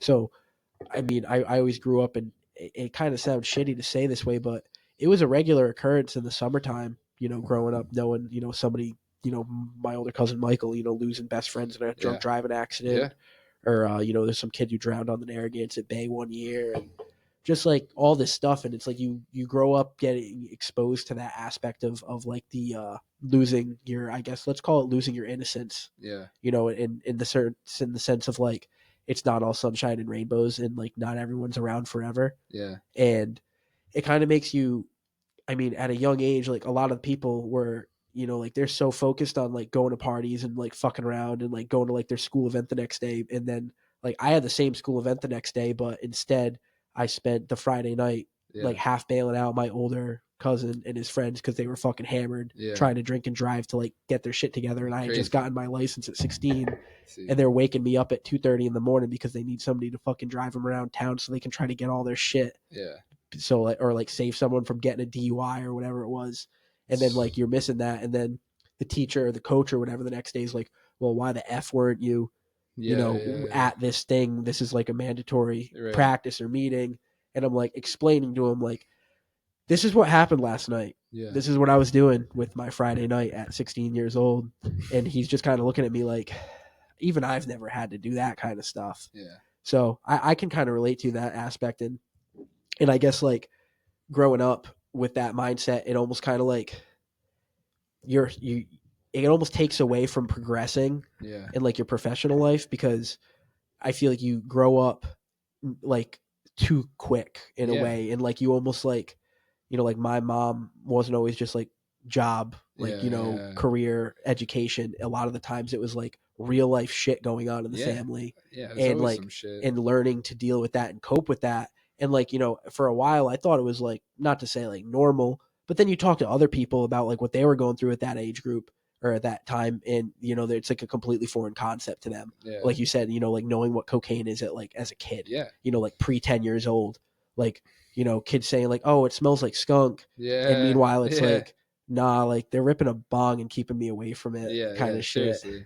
So it's, and I feel like it kind of helps you, I guess, like recognize what matters long term sooner. Like you were saying a little while ago, it's like who gives a shit? Like trying to please people. Yeah. Like I feel like a lot of people, when you're going through like let's call it like 16 past, when like you get jobs and people start working and, people start, figuring out who's going to go to a big name school or whatever it is. And it's like, you notice people are doing things in like, even I did it for a while, you're doing things in almost like trying to please other people. Yeah. It's like, oh, I went to Bishop Hendricken. Yeah. Like, I went to LaSalle. Or like, even like I got into XYZ college and it's like, if you're going for the education that school offers, good. But like a lot of the times people were just saying it to say the name of the college. Like, hey, I did all these nice things. Yeah. And in reality, it's like, if you're doing those for yourself because you really enjoy it, good. Yeah. Like that's what like life's about. Yeah. But I know people that were just doing it because it was like a flashy thing, or whatever. And I like what's something that you think like what's like a mindset change that you had that like now, like you, like I've known you for so long and I can tell that like you feel so grounded now as you were years ago. Yeah, I feel like I've had quite a few people tell me like, mostly my captain too. Like I said, I look up to him like he's my big brother. So like he does pretty well for himself. He's been fishing for 21, 22 years, making, or we'll say an average of like 300,000 a year. He's doing pretty well for himself. Some good dough. Like he's definitely a good role model for anybody, I feel like. And like he knows my parents, he knows like how I grew up and stuff like that, kind of. And it's like almost like he's needs to correct a few things, which is kind of crazy. Like I'm 27 years old, I feel like I should have my shit together by now, but like it's like I look at things about how when I grew up and look at like what I'm doing now and like what I still don't have, the things that I still want, what, not like materialistic things, but like where I want to be. Yeah. And it's just like I look back at like growing up and it's like, it was always a party at my house. Like I remember waking up on a Saturday morning, like opening my dad's eyes to go get breakfast because he just fell asleep on the couch, like cleaning off beer bottles off of the table, like dumping them out in the sink. Like I wasn't like neglected as a kid or anything, but it was just like I was kind of like all right, like he knows what's going on, but he knows enough to like not say anything and not like get into trouble. Like like I didn't even drink beer when I was a teenager, so why would I do it when I was 11 years old cleaning off these beer bottles? Like, but it was just like I was just exposed to a lot of shit that I really shouldn't have been. So it's like looking at it now, it's like my parents was like, yeah, they did everything they could to like get me to go racing, but it's like stupid shit, like going to the dentist. Like they would rather pay for me to go racing on a weekend instead of getting a tooth fixed. Okay. Like, or like save money. And it's like, well, you guys don't fucking save money. Yeah. Why should I? Like, take your own fucking advice. Yeah. Or it's like, I shouldn't be like, when it's crazy. Like, sorry, I'm bouncing around. No, you're good. No, this is what we're supposed to do. It's like, I got a job working at for Ed Marso after school. I was still in high school doing firewood. How am I working every day, like 5 days a week, maybe 6 days a week, working Saturdays after school, and then one full day making more than both of my parents? Damn. Having my grown ass adult parents ask me to borrow money. I'm fucking 17. Yeah. And it's like seeing like shit like this, and it's like people are like, oh, well, like, why you buy all this stuff? Or, like, you spend all this, you bought $500 Versace sunglasses, or like dumb shit. Like, it's like, how you expect me to know how to fucking act? Like, I grew up, like, my mom never made me lunch when I was in school. Like, I didn't get help with homework. Like, I could skip a day of school, I wouldn't even get grounded. My dad wouldn't even, like, say anything. Yeah. And it's like, no, I wasn't going around throwing fucking rocks through windows or spray painting buildings. Like, I wasn't getting in trouble. I never got in trouble. Yeah. Still to this day, I've Yeah, never you been just pulled over. Like, Grew up with like no accountability. Yeah, kind of. What do like- they call it? Like a latchkey kid? Like I feel I like have no idea. a latchkey kid is somebody who, like, your parents are present, Yeah. but like you can let yourself in and out of the house whenever you want to. Right. Like, it's just, yeah, exactly. But it's like stupid stuff like that. Like, I look back at it, like, not helping with homework or even making me lunch or making dinner. It's like always like, oh, well, you get free reduced lunch because we don't make enough money. Well, it's like, that's still not the fucking point, Mom. I'm 9 years old. Like, what the fuck? Like, Yeah, like Yeah. you see other kids bringing a lunchbox Yeah. to school, and you're like, well, that feels like something I should be yeah, getting or it's like, sometimes. well, oh, their mom cared a little more. Like, Yeah. it's just like shitty things like that. Or it's like I get down on myself, and it's like people are like, oh, why are you, like, you haven't done this yet? Or like, it's like, why? Like, I honestly, like, why are you even fucking judging me? Like, Yeah. like, I didn't ask to be born. I get in that shitty mindset where it's like, oh, I didn't ask to be born. Like, I don't want to do this shit. But it's like, here I fucking am. Like, I wish I just had a little more guidance when I was feel growing that. up. Like, No, Yeah. I feel that 100%. Like, I grew up in a single mom house, yeah, raised by a single mom, and like, thank God my grandparents were the safety net to catch my mom when her and my father split up. But like, I had my dad for the first 5 or 6 years of my life, and he was a good father. But my mom had me when I was 18. My dad was 17. Yeah. So for the first 5 years of my life, was 17 to 22 years old for my father. yeah, And then at 21, he started going into the service right after 9/11, and he came back like completely torn up, PTSD ridden, Afghanistan, Pakistan, infantry guy. yeah, He fought he fought hard, and he kind of completely burned his life out in those 5-6 Yeah. years. And I would still be with him after that, see him on the weekends. And he lived in a 4-story house that his aunt and uncle owned, and his mom, him, his sister, his aunt and uncle, his cousin, like 6-7 adults living in one household, and there's one guy that works. My great uncle was the fire chief for Cranston. no shit. And so, and being over that house, like my dad, his cousin, like, in the summertime, they're fucking powwowing, drinking beers, and like I'm hanging out with them while they're drinking beers. Yeah, Like his friends, I didn't realize it. Like one night we're like hanging out, and like I'm a kid, like we'd spray the yard down, and I'd get worms, and then we'd go fishing with those Yeah. worms while they're like sitting there fucking smoking weed yeah, and drinking beers and stuff. And it's like my dad and his veteran buddies. yeah, And like one night, one of his buddies, Fredo, had good money from the army, like, and he did some good after it. And he had like a fucking brand new CBR 1000, and like I loved bikes and stuff like that. And like I didn't realize it, but they were all drinking and having a good time. Yeah. Like he was half in the bag, and like my dad was like, "Hey buddy, go get your bicycle helmet." So I went and I got my fucking BMX bike helmet because I ride my bicycle. Threw the helmet on, and they're like, "You want to go for a ride with Fredo on the CBR?" yeah, And dude, we're doing like 110-mile-an-hour wheelies down fucking Elmwood Ave. yeah, And like as a kid, I tell that story like, "Oh, like I did this and what," and I look at that as an adult now, and like that story, It's I'm like, stupid, "Holy yeah. shit, yeah, that is one of the dumbest things I've ever experienced and been Yeah. a part of in my life." And it was because I was 9 or 10 years old around a bunch of adults, yeah, and like that's what the adults were doing, right, and like that's the kind of exposure that I grew up around. So Yeah. now being 26 years old and looking back at that, being the age that my dad was at that Yeah. time, it's like, holy shit. like it, it's something you don't know what it feels like until you're experiencing it. And then Yeah. you're our age, 27 Yeah. years old now, looking back at it.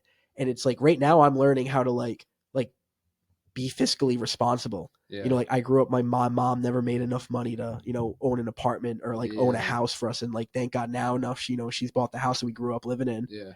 But it's like my mom just hit that point now at like in her 40s. Yeah. So it's like my mom spent her 20s trying to raise a kid by herself. And I didn't realize, but like my mom would just be asleep for 4 or 5 hours after work because she was depressed. Like because she was like depression's real. putting all her money, time, and effort into raising me. And like as a kid, I like go play flash games after school or like go ride bikes with my friends. And like while I'm doing all that, Yeah. my mom is going through it, struggling, Yeah. doing everything she can to just like give me a lunch, Yeah. like give me what I want, like support me for a Christmas. And it's like now I talk to her about stuff, and she went and put herself into like thousands of dollars in credit card debt to give me the childhood that I had. Yeah. And I think I may have known what was bad and what was good and how to deal with like really bad tragedy in life at a young age. But at the same time, it's like I didn't have the work ethic that I know a lot of people had. Yeah. It's been hard for me to like learn how to like stick to a job and just like stay there. Yeah, I feel the same way. I've had multiple jobs, and Yep. I've always have those people that are like, have you ever had a job for a year? Like you've done all this stuff, or it's like, all right, yeah, that's cool, but like I know how to put together a dirt bike. Like, I can rip apart a Harley and put it back together. Like, I know how to weld and fabricate steel. I can run heavy equipment. Like, I've climbed cell phone towers, now working on the fishing boat, or, I know how to do all this stuff. Yeah, so exactly. It's like, I don't think you should really like limit you how much jobs you should have. Like, it's all really just experience, because that's all life is about, is experience. Like, you don't really like say like, oh, time is money. Well, it's like, no, you like use your time up, like go experience shit, go travel. Like, you don't know, you could die tomorrow. You can get struck by lightning and get hit by a bus, or like not even wake up. Like, tomorrow's not promised. My grandparents have been getting older. They're in their 80s now, and they're slowing down. My grandfather's kind of he's really come to terms with like getting older and aging gracefully. And one of the number one things he's been telling me is he has so many regrets from the life he's lived. Yeah. And they're not bad regrets. Like my grandfather's never broken a law, like he's never been in legal trouble. Yeah. He's got 5 beautiful kids, and he's got like 11 grandchildren. He lived the American dream. My grandmother never had to have a career, like never had to have like a job other than just helping him like with his paper routes that he managed and stuff like that. Yeah. And even to hear him talk about the things that he was afraid to try in life, or the risks he never felt comfortable taking because he had the kids, when he's older now and he knows friends and he sees his kids take these risks, and he's like, I probably could have taken a couple more risks that would have bettered my life if I didn't try to just play it safe. So I've really been, you don't let, that whole like live with no regrets thing. Yeah, like you could say it, and it's one thing hearing it in like pop culture or like in a song or something like that, but it's another thing to like get it from the horse's mouth of a man who's like 84 years old, has done so much, accomplished so much, and still is just like, hey, there's still some risks and chances I wish I took a little bit more. So don't second guess yourself so much. I'd rather regret doing something than regret not doing something. Exactly what he's kind of talking like, about. I had a friend tell me, like, how people say take an L. Yeah. Like, you're not taking a loss. You're it's a lesson, won't do that again. Like, oh yeah. Like, it's never a loss. You're always learning something. Yeah. That's such a true fact. Like I just started a new trade, and like I said to myself, like, as a job as a CNC machinist, like it's your goal to be perfect every day, and going into this, once I got the job, I was like, I never want to fuck up a part. Yeah. Like I never want to crash a machine. Yeah. I never want to do this. I never want to do that. And like as an electrician, when I had that mindset, like, yeah, like nothing really ever fucked up, and like it worked out, but I was always so stressed and like not really like almost hold myself back every day in the job, because like, you're like second guessing everything. You're like over analyzing, and you're not just like naturally going through the progression.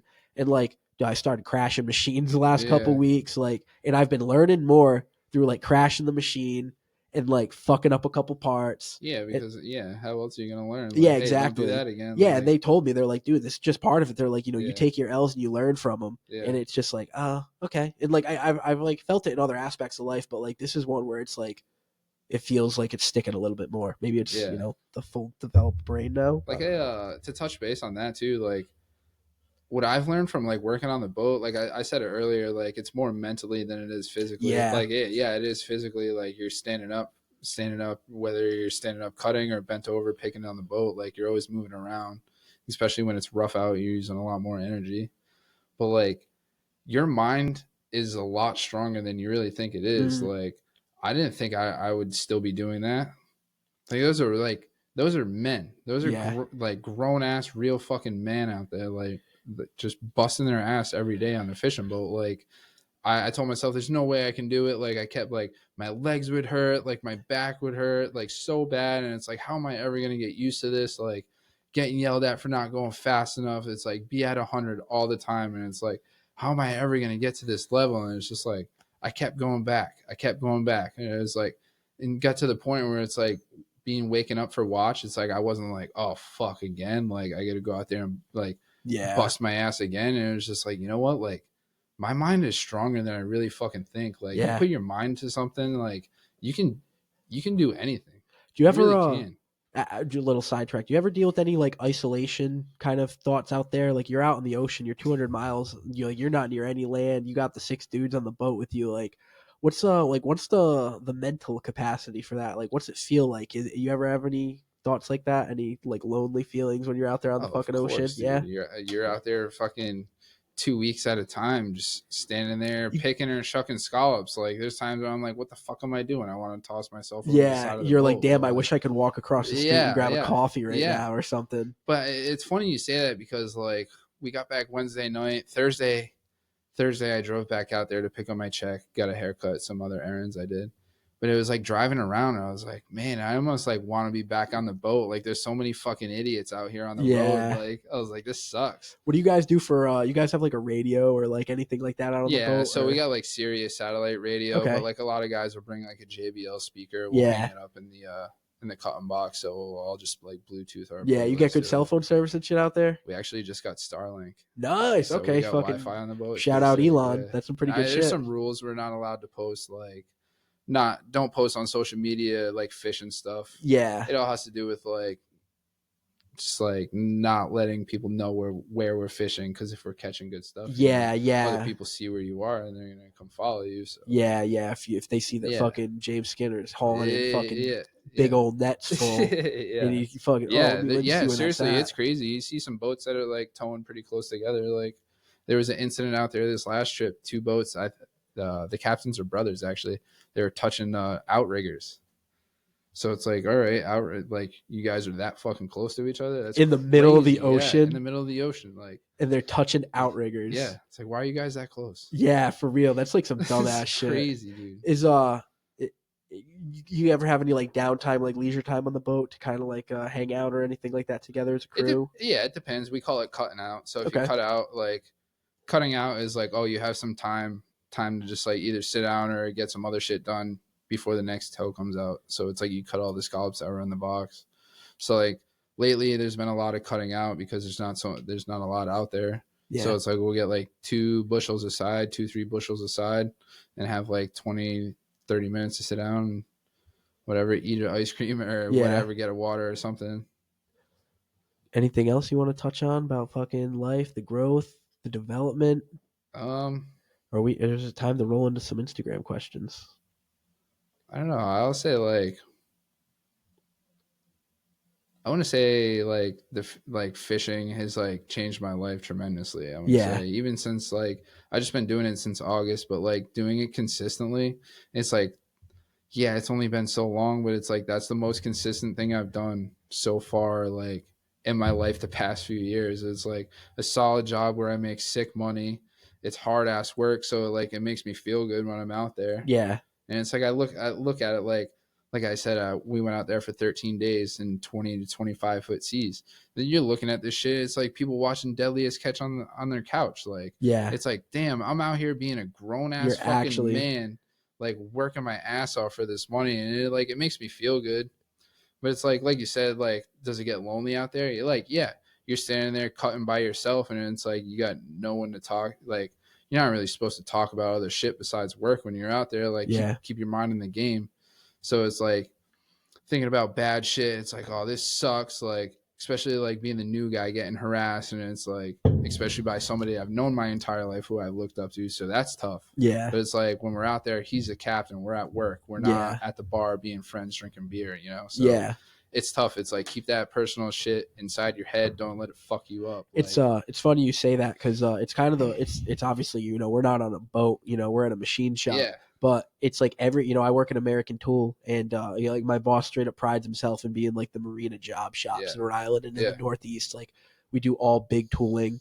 You know, like I was telling you, we got like 3-ton cranes in every machine, and I've been in a lot of like job environments where it's like normal. Like, you know, if you had a coworker next to you, or like even when I was an electrician, you're slinging wire in an apartment together. You know, you're bullshitting, talking about whatever. And it's like I got a kid, you know, who's 3 years older than me, who's my like he's like my overseer. You know, he's like my I'm his apprentice pretty much. Yeah. And he's behind me. He checks on my programming and my setups and everything like that.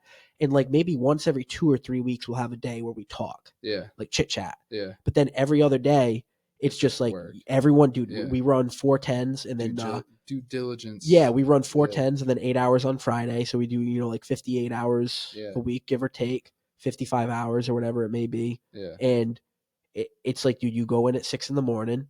and it's like, you know, by 6:30 the machines are running. Yeah. And it's like everyone's just like like they're all just dudes who go like they're just like hardworking men making programs. And they're just like running these machines all day every day. And it's like, you know, we do a lot of government contracting, and the way my boss, you know, has described it to me one day, he's like, you don't know it, but the parts you're making, he's like, there's like a multi-million-dollar project that's relying on you getting these done on time. Yeah. He's like, I'm not going to say what it's for because like I'm not at liberty to. He's like, but like that's just your job. Yeah. He's like, you need to come in every day. There's deadlines that we need to do, that we need to meet, and that's just the end of it. And it was a little bit of an adjustment for me. Like I'm a social dude, obviously. Like I fucking wanted to do a podcast with my best friend for a reason. So it's like you go into work every day, and it's like, dude, there are some days where like, if depending on the job and the setups I'm doing, if I don't need a lot of help from people, then like I could go 3 days at work, walking in, saying good morning to my boss, going to my machine, like getting it going, starting it up.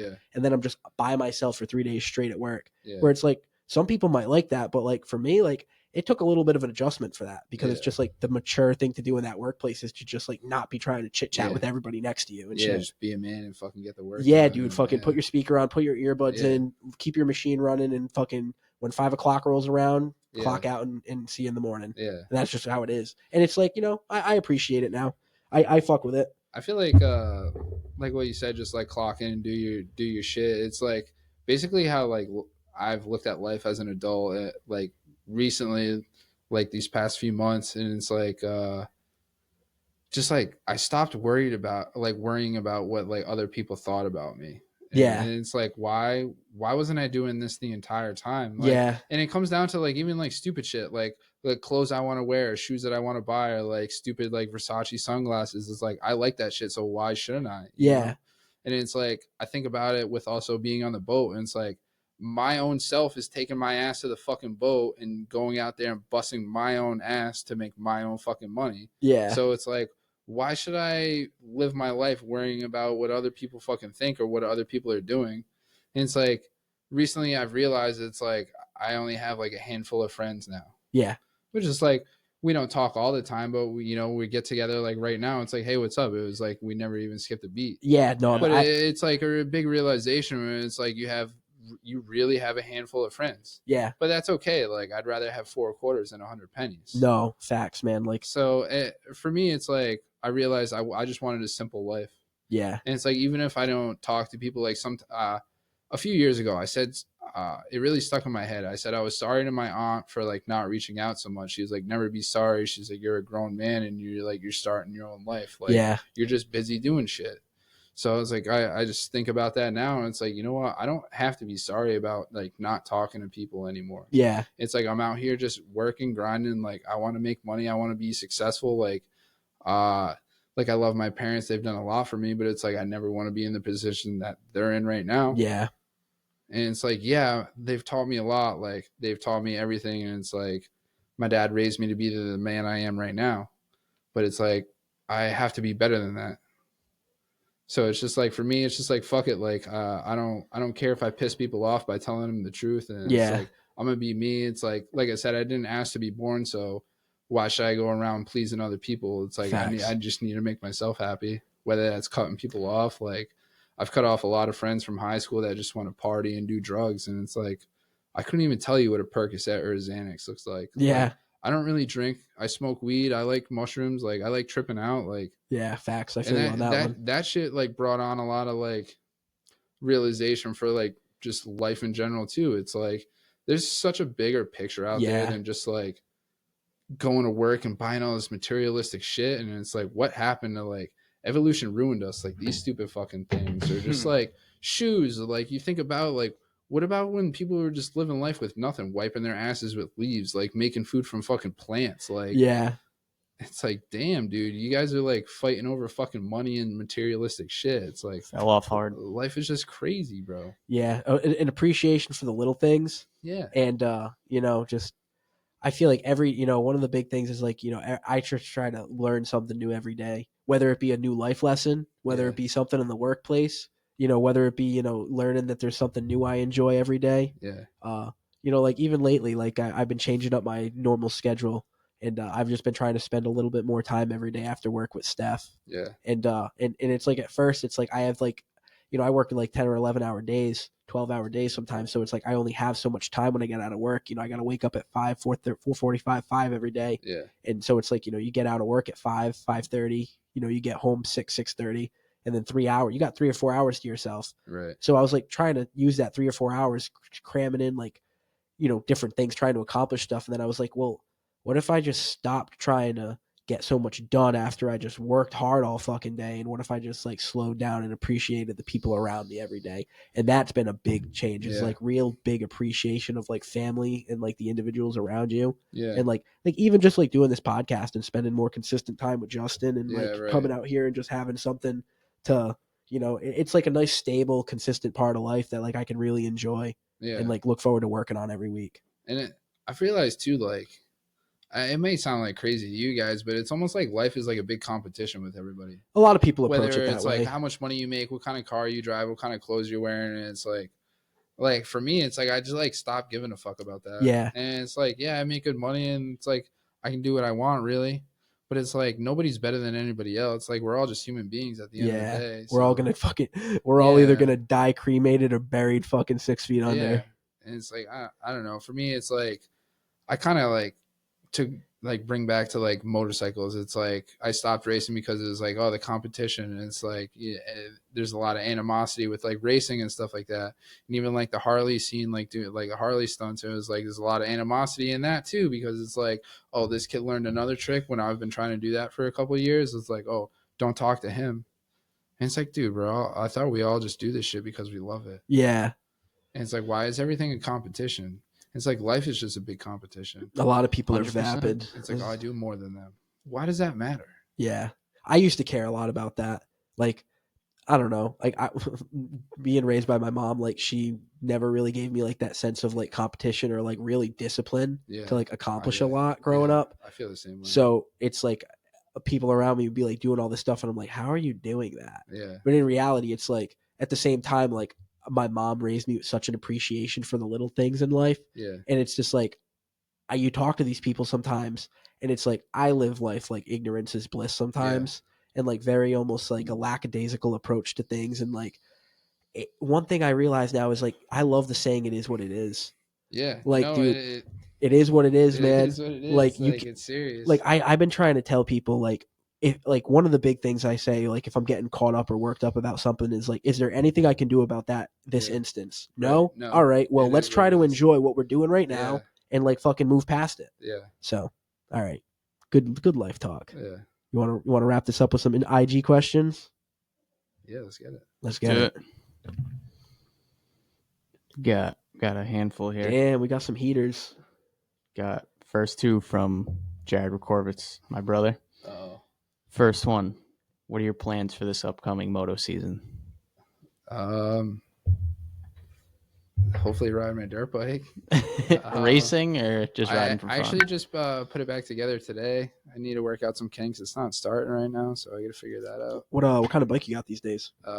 23 gas, 250F. So is what's up with these I've been noticing a lot like the last 10 years, a lot of different brands. It's not just like the big four anymore. It's not like KTM, Suzuki, Yamaha, Kawasaki. There's like Gas, Husqvarna. Yeah, gas, Husky, KTM. Is Gas like its own thing, or is it like a KTM owns it? It's a KTM group, okay? That's so are a lot of these KTM brands. KTM. Yeah, Like what are the KTM brands that are gas, KTM, Husky. okay? Yeah, I just wanted some clarification on that. But as far as like plans for moto, or just like racing or riding, like I'll do a little bit of racing, maybe mix it up with some woods. I'd like to try a little motocross too. I'm 27 now, so I figured the 25 plus class at NESC would be pretty fun. Hell yeah! But yeah, I'll be off the boat hopefully from August to like November, December area, so I'll have a good amount of time to ride this. That's summer, a good racing season. Sounds like you got to buy a mountain bike. Yeah, definitely got to buy a mountain bike. All right, another one from Jared. When are we going to see you with some red plates? We all know you have what it takes. I guess this is just referring back to his other question. So. Yeah, I don't know. I kind of like that was one goal that I had that I never really achieved, but I don't know. I won a championship, so I was like, that's cool enough for me. Yeah. And it's like, thinking back at like, yeah, I would have loved to made AA and had red plates, but it was like, is the risk worth the reward? And it's like spending all that money and it's like you're not having the time to like train properly or how you should. So it's like I'd rather just go to work and be healthy so I can make money consistently instead of winning a $5 trophy at the end of the day. Like once upon a time, what do they say? All that glitters isn't gold. Yeah. I feel like that's, that might be one of those times. Yeah, for sure. Fair enough. Next one from Nick Ladera. This is who we had on the podcast last time. Cool dude. How long did it take you to get good at wheeling Harleys? I'm not gonna lie, it actually took me quite a bit to figure it out. Yeah, really? Yeah. I just assumed fast because you were good at wheeling dirt bikes. It's a lot different. Like you're going from a 200-pound dirt bike to a 600-pound Harley on the fucking street. Like you're crashing on pavement or asphalt. You ain't hitting the dirt. Like it's a big difference. 600-pound bike goes down. That thing bouncing and sparking. Seriously, especially like you can like hold on to a dirt bike when it gets sketchy and like ride it out. Okay, you ain't holding on to a fucking Harley and riding it out. No, you're letting go of that fucking thing and watching 10 grand flip down the road. Like, it's a big difference. Yeah. But it probably took me like maybe like 3-4 months to like get to balance point to like scrape the fender. No shit. Yeah, it took me quite a bit to figure out. I mean, I feel like in anyone else's perspective, that's kind of quick. Yeah, I guess so.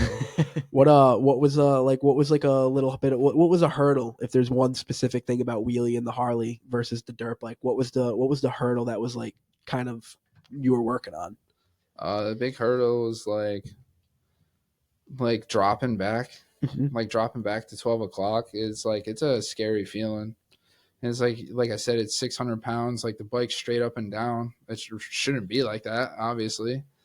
But for me, it was like the feeling of like dropping back, knowing where the bike was, what was going to happen. For me, it's like, oh, what's going to happen when the fender hits or like the titanium block hits and it's not like perfectly flat with the ground. Like if you catch edge the bike, you catch an edge, you're gonna flip over. Like what's gonna happen? Okay. So for me, it was like figuring that out. Like I'm always in my head, like the last time I was riding the Harley, like I was in my head about like, oh, is it perfectly flat on the ground? Like, am I gonna get fucked up or? Yeah. So for me, it was like dropping back because of being in my head about what's gonna happen next. Okay, that seems freaking valid. But I feel like once I hit the fender, I cut it, like put the titanium block on, and it was pretty deep at that point. So I was scraping it good there. I don't know. I feel like I picked it up pretty quick. Yeah. I've seen some videos you sparking down the road. They're like hard parking it on the fender, like doing a knee knocker. Like that was the scariest thing I've done so far on that bike. Yeah. Because it's just like, you're like running behind it, like getting the thing to stop, pulling the clutch in, like while it's scraping, just trying to keep up 600 pounds. Yeah, that's pretty crazy. But it was just like when you're doing it, like your knees on the seat, you're like, all right, I could jump off right now, but you don't want to. Yeah. Like, it's like, oh, I shouldn't be jumping off this thing. Like, but you got to tell yourself, oh no, you're going to be fine. Like you can do it. Like, just step off this bike. Yeah. So that was tough mentally. That was a good, like mental break, I feel like. Confidence. Yeah, definitely. from Sleepy 313, one of our other guests. What was it like driving through Chicago? Chicago was pretty sick. So backstory, you went with Sleepy. I went with Sleepy to helped final him drive. bout. Yeah, to final bout, which was sick, by the way. Driving through Chicago, we get into Chicago. This, mind you, we're driving a full-size pickup truck with a car trailer and a 240 on the back. And Maybach decides to sideswipe the trailer in the middle of Chicago. Dude, when in the group chat, we just like, we're like 3 hours behind you, and we just seen the group chat pop up. We just got like Adrian just got hit and run by a Maybach. Yeah. We're all just like, what the fuck? Yeah, we pulled over. We both get out to like look at the trailer, and we see the guy pull over like way up the highway. Like he stopped way before, looked at his car, just took the next exit and took off. Like no damage was done. Like buddy in the fucking $200,000 car to sideswipe the trailer, but we're good. Like, oh yeah. Like, all right, sorry, dude, bro. if that's not a snapshot of like what that city, like, dude, I remember driving through Chicago on the way back because we decided to no stop at like 1:30 in the morning. Yeah. Brian's knocked out in the passenger seat, and like we're going through the tolls, and we're going through the heart of Chicago, like towards Gary, Indiana. And dude, there's just like the highway was just packed out with diesel trucks, Chargers, Scat Packs. It was cool. And they were just hauling ass, doing like fucking pulls up and down the highway all through Chicago. Meanwhile, like fucking the highway patrol's got like a little fucking Toyota Corolla pulled over. I'm fucking towing by the car. Like the cops got the car pulled over. There's like fucking 4 Chargers just doing like 110 mile an hour flybys. Yeah. And Brian's just like, what was that? And I was like, fucking rollback crew, bro. No, Chicago is sick. I always love driving through cities. It's fun. It's interesting. Especially cities you've never seen before.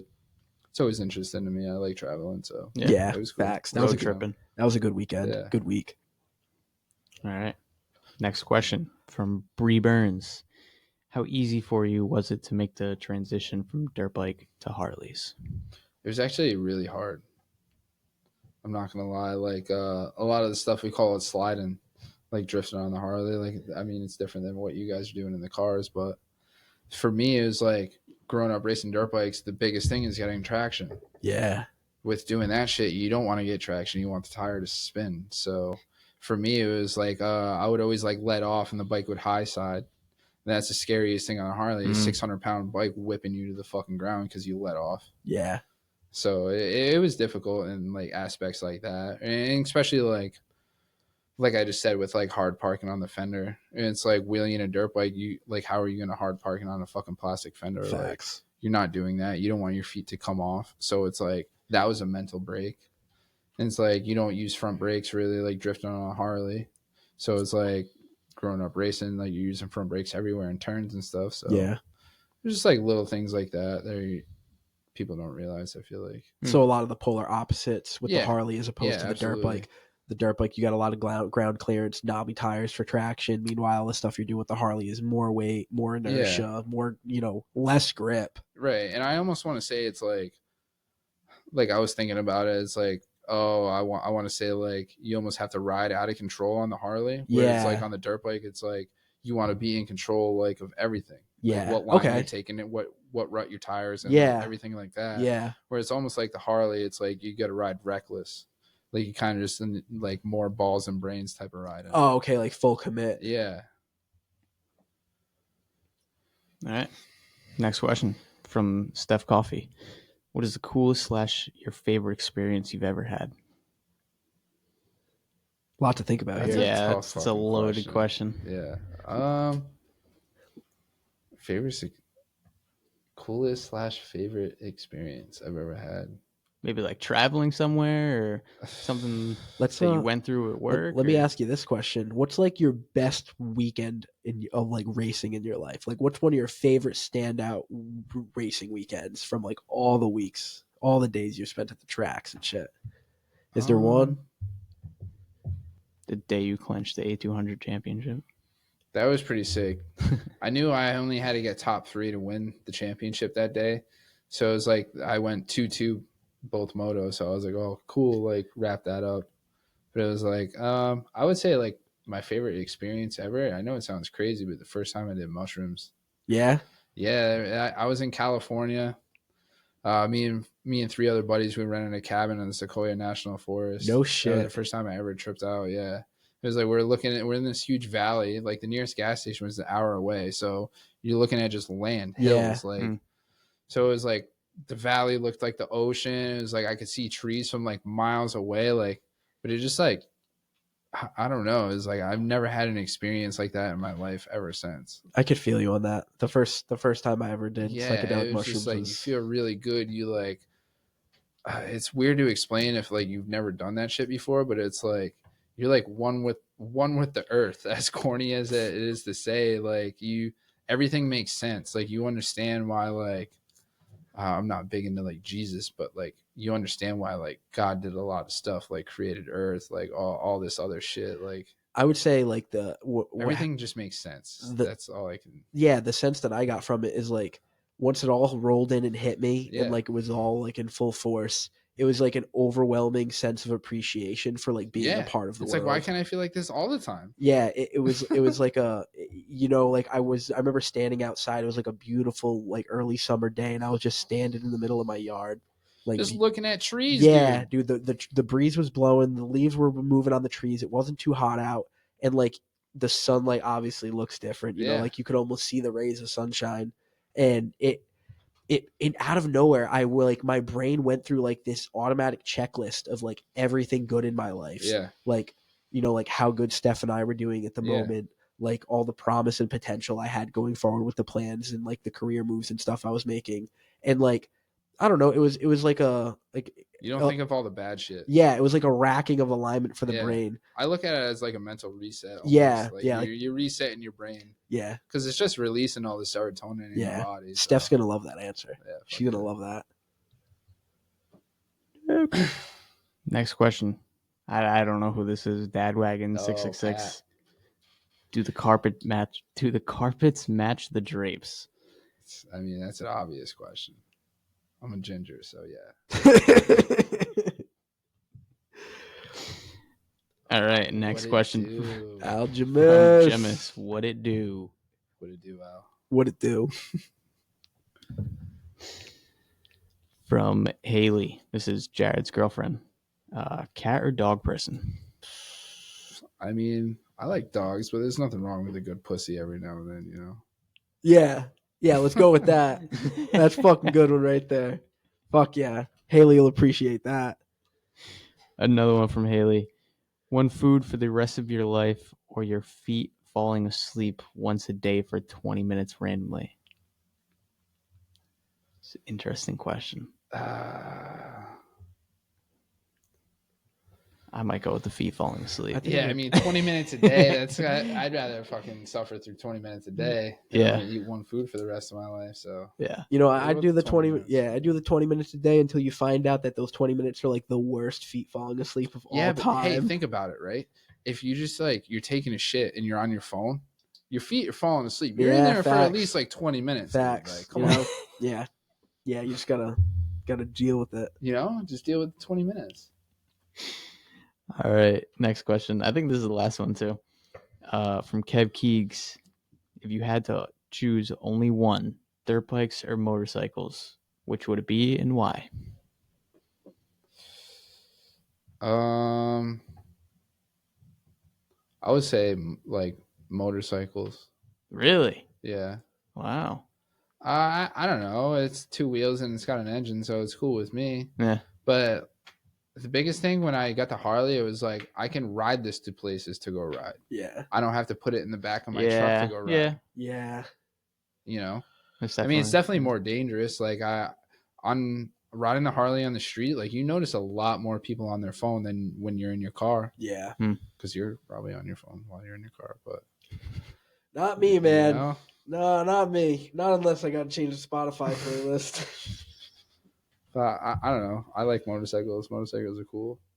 I feel like you did the dirt bike thing a lot. Like you ground the dirt bike. That's all I've ever done. I never did any other sport, nothing. So it's always just dirt bikes. I feel like you've vetted out the dirt biking experience to the fullest, and you still have a lot of shit to experience with the motorcycle lifestyle. Yeah, for sure. Yeah. I mean, I guess that's like for me. If you ask me, dirt bikes or mountain bikes, I'm probably gonna pick mountain bikes. Yeah. Like yeah. Understood. All right. So yeah, that wraps up the Instagram questions. I think that Cool. wraps up anything else that we had for you. I don't know if you want to add anything else, but longest episode yet. We can't, guys. We took that break so we could come back this strong and this long. You know. That's what she said. Hell yeah. All right, Skinner. What's the Instagram so people could check out the Harley shit, maybe a little bit of the fishing? Dude, I couldn't even find it today. I had to text you what it was. I think you can just look up my name, James Skinner. No, it didn't come up like that. No. What is it? Jimbo's Slim Jim on one. Slim Jim on one. Yeah. For all your always on one. For maybe all your not one wheel, maybe I'm just walking around on one. For all your commercial fishing motorcycles and ginger shenanigans. Yeah, always. All right, James. Thanks for coming on, brother. Hey, thanks for having me on, guys. All right, we'll catch you guys next week. Fucking give us some recommendations for people if you want to come on. Hit us up. We're always looking for some new avenues to explore. And thanks for spending some time with us today. Yeah. Thank you, everyone. Thank you, James. Thank you. All right. Catch you later. Take it easy, everybody. Peace.